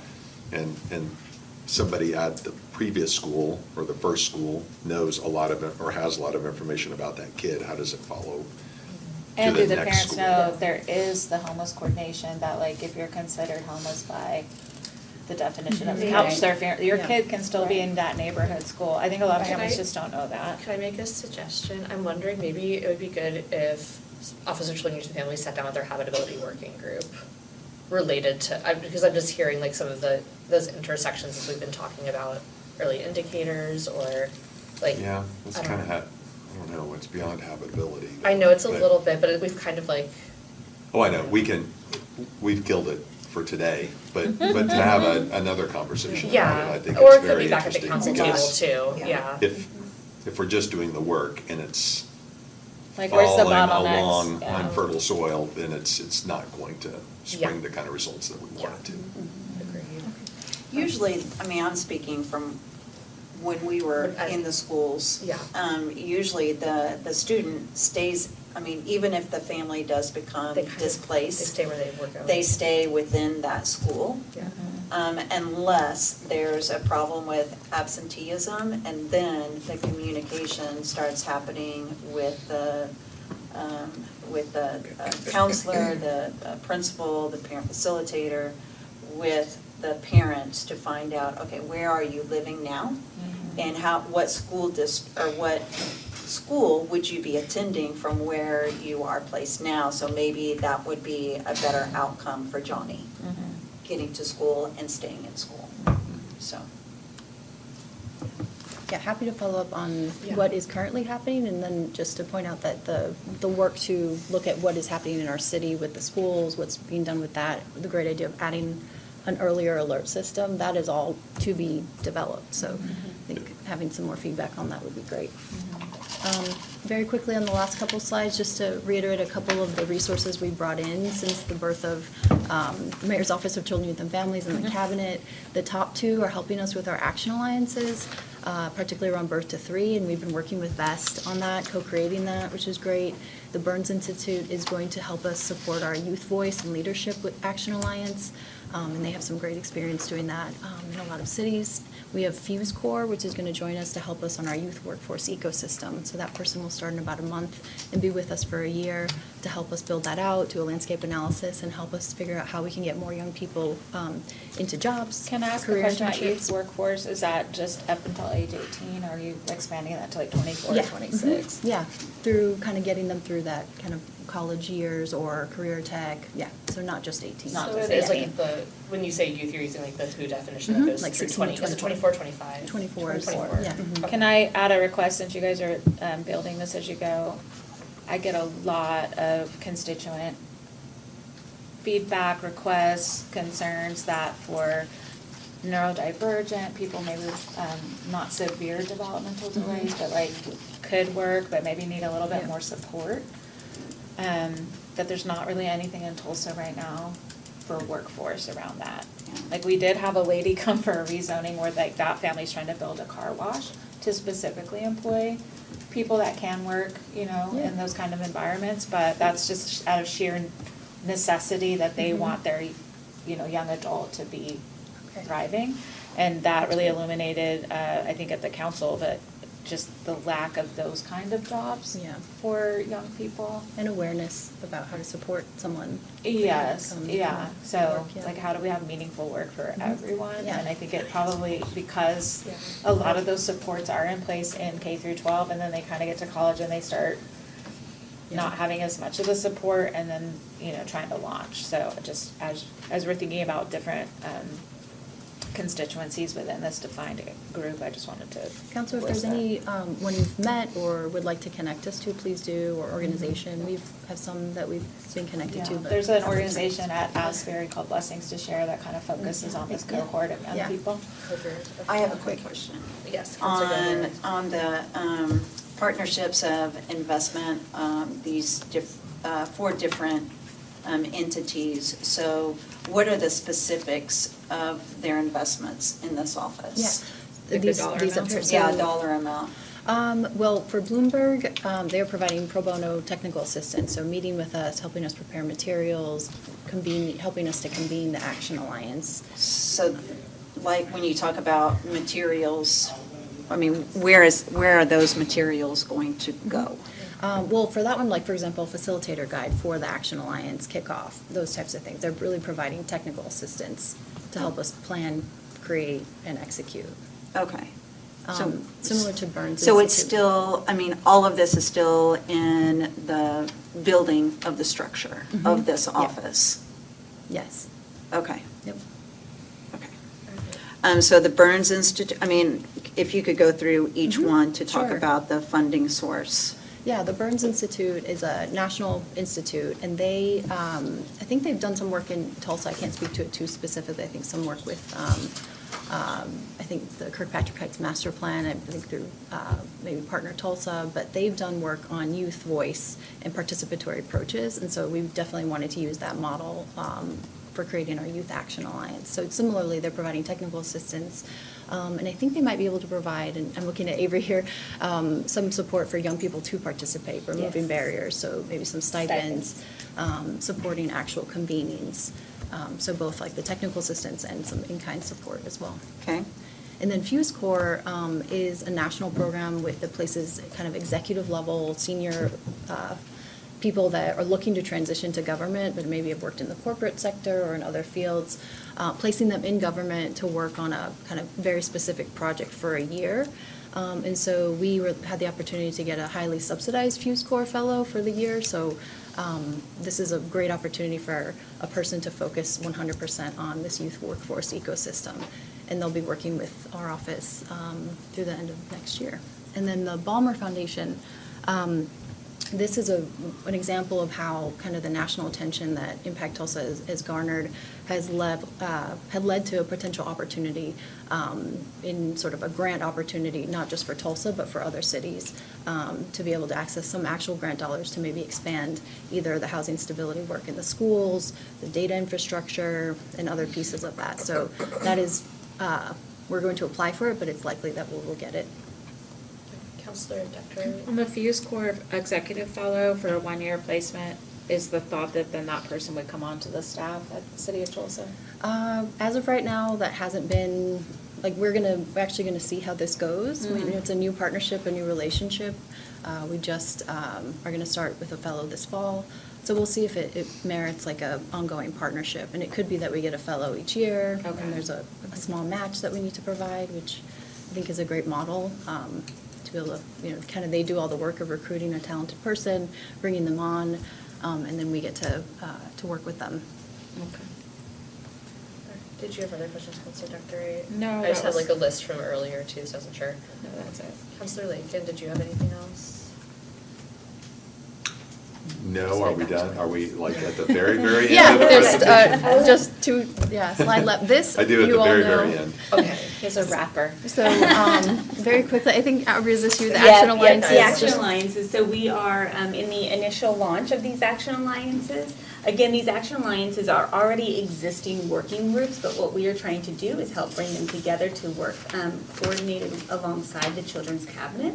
And so this launch will happen at the end of the month, where we are launching the 4 of them, the Early Childhood, the Future Ready, Flourishing Families, and our Youth Voice.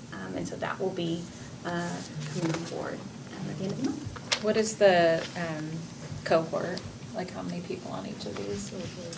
You know what, I mean, I don't think we've really set it at anything, because what we're trying to do is have representation from all of the working groups that we know are happening throughout the city, to be able to inform the Children's Cabinet, So this is outside the cabinet members? This is outside the cabinet members. Another ring These are of- practitioners, these Okay. are people, organizations proximate to the work. Can I go back to again, to the investments? Sorry.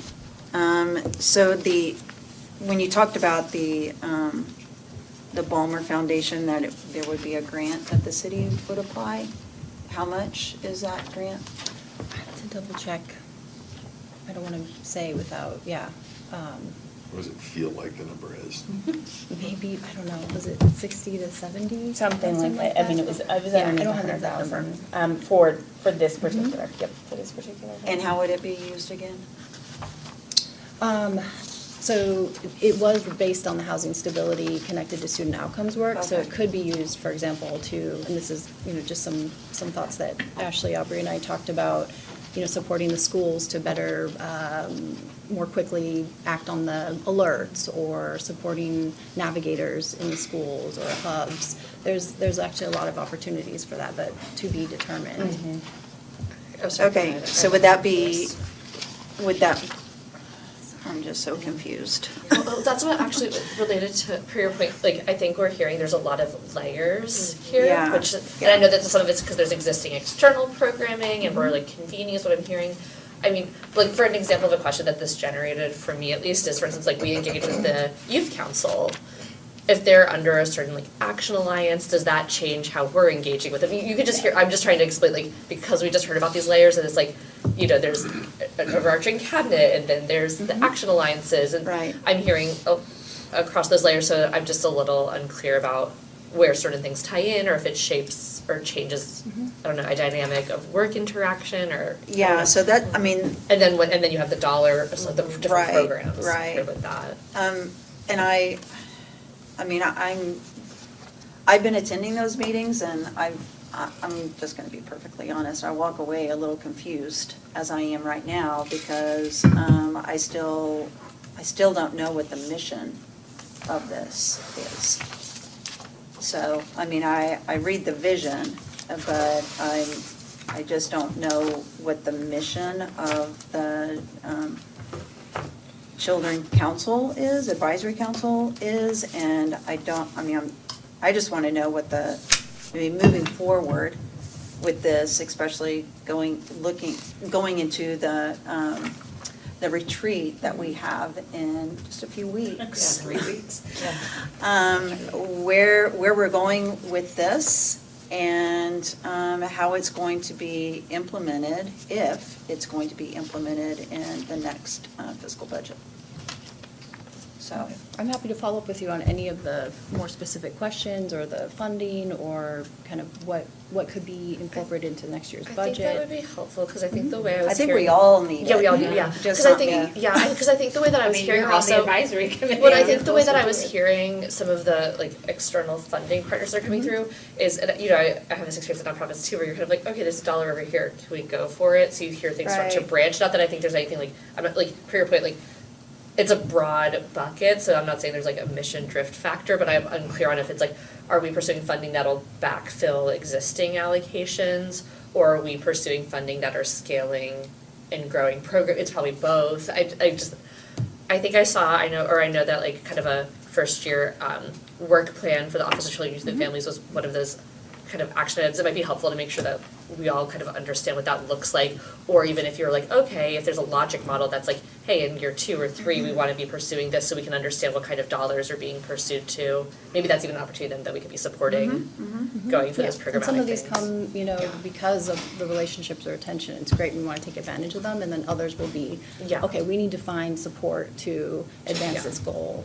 Right. And so, yeah, this first year is building out the process, you know, Yeah. getting people around the table, identifying as a cabinet that is going to be making decisions based on information and understanding the fiscal landscape. So all that is really what has been going on in the last Would it be few possible to have the quarters. fiscal landscape discussion before the budget? I think that's a retreat? good idea. absolutely. Yes. Well, even, because When- one when thing, Christina, that I just wanted to mention this to my colleagues too, at one point I had asked, predating like this, this office existing, but it was just something that I thought was interesting, where I was curious how many, this is for an information dissemination purpose, but I had asked HR, how many roles in this city are education outreach related ones? Because there's ones in different departments, like we've had ones in the water department, or the ones, we have ones in animal services, where their job is to inform and educate the community. We have people in the parks department, and those folks may interact with, families or youth, or, for different reasons, or it could be mechanisms of getting information out,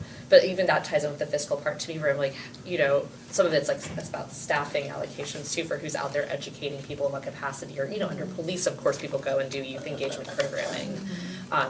Right, so, or we know the fire department goes and spends time at schools, or, so there's all these different, I've thought of, a city doing a lot of that, different types of community education and outreach, and that's why I'd pursued, going, hey, how much staffing, and I know HR had generated, a list for me, that I'd be curious how that ties in with the budget piece, the fiscal map too. I'm just, And that definitely more feedback on the fiscal map is So I welcome. think the fiscal map will take about an hour. We do have our 1:00 budget special Maybe it goes meeting on. slot. That's a good idea. I feel like we need to utilize that before the budget retreat, since this is one of the 4 Yeah, because we're not gonna, pillars. right, we can't put it into one of our 2 standing meetings. Right, no. So- There's already too much on the agenda. I was thinking November 5th at 1. November 5th, and then the retreat's on the 7th, okay. Well, that was just a quick recap of what we shared, the work plan to date, what happened in the first quarter, is just looking ahead to this fall or winter, the action alliances. And then in the spring, we really want to make sure everyone is activated around knowing their number and how they contribute to the 15,000 youth that we're hoping to get on a path to economic mobility, additional youth. Where does that 15,000 number come from? What's it based Yeah, on? Aubrey, do you want to share the know your number? Oh, goodness me. Methodology? Man, I just keep hearing 15,000 youth. I don't even know how many youth we have in the city. I don't know if it's defined from 0 to 24 or Actually, yeah. 3 Those to are actually really great 18 or. So there's about 100,000, youth that we're looking at. And again, I'm not the best, What's the age definition when you say youth? so Is it cradle. 0 to? Yeah, Cradle so to cradle to careers. career, we're from birth through 24. Okay. Yep. And so the 15,000 additional youth is across each of those milestones from birth to 24, there are certain milestones. And this action Mhm. alliance. And so to get all our youth on that path to economic mobility, we're gonna need to get 15,000 more youth on that path across each of those milestones. Every over year. those- Additional youth. Mhm. Between early childhood, future ready youth, those are the milestones? Yep. Okay. And just the early childhood piece, we're actually gonna be creating a new milestone because most of, all the milestones started actually at pre-K from cradle to career, so we're Right. missing the cradle part. And the 15,000 is determined by our population size and, getting people in the next generation ready Yeah. to stay in Tulsa and lead and create business. And that's between something those we can things. add to the fiscal map, I think, explaining the 15,000 breakdown across all the milestones. Yeah, we can share that as well. And it's a perpetual 15,000, right? Like Gosh. an 18-year-old that's starting Yeah. today is gonna be 25, so then is it 15,000 Well, like if we continually? are able to accomplish this and reach the outcomes, we're gonna get closer to most of our youth being on that track. So, yeah, well, I mean, yeah, it'll be continual, but our goal is that every year we have things in place that will get more and more youth on that path to economic mobility. And I'm ignorant about this, but like out of the 100,000 youth, there's a quantity that are already on the path for a myriad Yes. of circumstances. Yes. So we're really focused in like the at-risk Who or else we need to underserved. get on the path, exactly, yep. Got it. And Thank that's you. it, I think, just recapping those next steps, the last slide, our next children's cabinet is the 4th. There's a community conversation on the 21st at Tulsa Tech Lumley. And we're hoping to launch a citywide reading initiative in the spring and possibly, codifying this work in an ordinance, I think. Between the So- 21st and November 7th, aside from the fiscal map, is there any other conversation we're having to prepare for our budget retreat? I'm assuming it's one of the 4 pillars of the budget retreat again. I Or wrote it'll down just be 3 in the budget retreat. 3 follow-ups so the fiscal map, logistics of the eviction alert system, and then a discussion of, also with the fiscal map, the 15,000 breakdown across milestones, and then maybe a further discussion of the mission of the office. Right. Okay. Were the 3 I got. And in other philanthropy I'm still waiting to say budgeting. As part of the fiscal map? You don't want to? Yeah, well, Because that should be covered in the fiscal map. It is, yeah. But what that breakdown it's looks not like. I think it's fitting into categories, so it definitely can be further refined and will be over the years. yes. So, are you finished? I don't know. Well, I have don't know, a my couple head hurts. questions I've been wanting to ask for a while, and then we'll get to Counselor Lincoln. Yeah, but I would also like the final numbers for that Ballmer Foundation What amount, what grant. grant we could go for? Yeah. So I know I'm going back a little bit on this expansion of housing stability work for Tulsa students. So getting the eviction alert system expanding to Union and Jenks,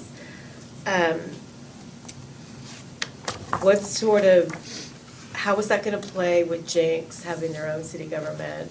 How is that going to combine with Tulsa's money expenditures going in to Well- include them? Well, so our focus, although we love our county, right, our focus is Right. Tulsa city limits, and we do have Jenks and Union children in our city limits, so they And actually. Bixby. And Bixby, yeah. Don't leave them out. So but we have all 3 of those superintendents on the children's cabinet to help inform the work. Well, I did see that, but Yeah. still, I mean, being that they are their own municipalities. Are they gonna be giving? Yeah, what are they gonna be, Proportionally. contributing? I mean, I don't Right. think the city of Tulsa can take on those municipalities when, I think that it would be helpful if they were also contributors financially. Yeah, we're starting on this road. It's a new road for everyone.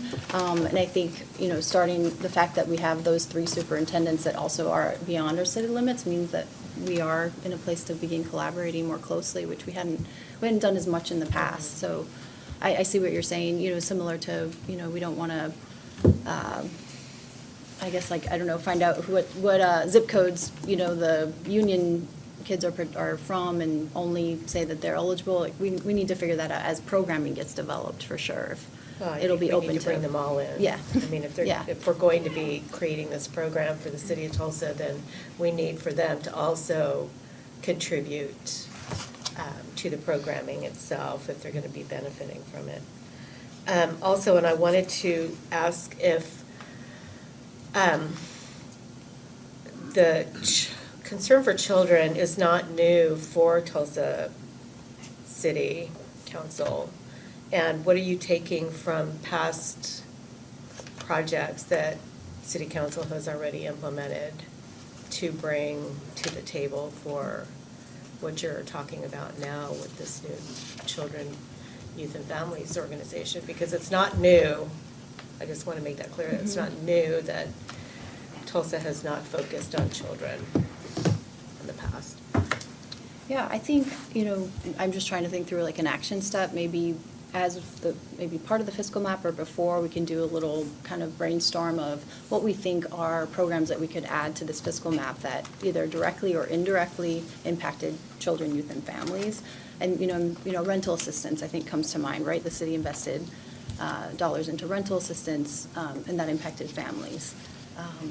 Even, financial empowerment work impacts families. So I think there are things that aren't captured because of just how budgets and administrative data is reported, but that doesn't mean we can have an overlay that's more specific to Tulsa. So I would love to do that with the programs that maybe the council feels should be part of that list, too. And then I'm also wondering in this last question, and then we'll get to you, sir. You're good. The NCI, the Neighborhood Condition Index, has a lot of information when it comes to youth and evictions, and it actually can break down to specific neighborhoods. I'm wondering if you guys are incorporating that information as well, because that's information at our fingertips that the city already has provided. Yeah, absolutely. We've started conversations with the planning office around that, especially I think there's maybe opportunities around youth workforce in some of the neighborhoods that we're focusing on. So, yeah, we It's absolutely want to accessible. I coordinate. mean, anybody can get on there Yeah. and review the data, so. So on that note, do you have neighborhoods that you are focusing on that have been, Like, through evictions work? just through any? Through children's, all that work. Through, Yes. through this office, I mean, are there specific neighborhoods that you have identified from those conversations with the planning office Well, that you so- are focusing on? Yeah, well, and I won't, I think the data, fiscal, maybe there's another data conversation on neighborhoods and like the neighborhoods of need.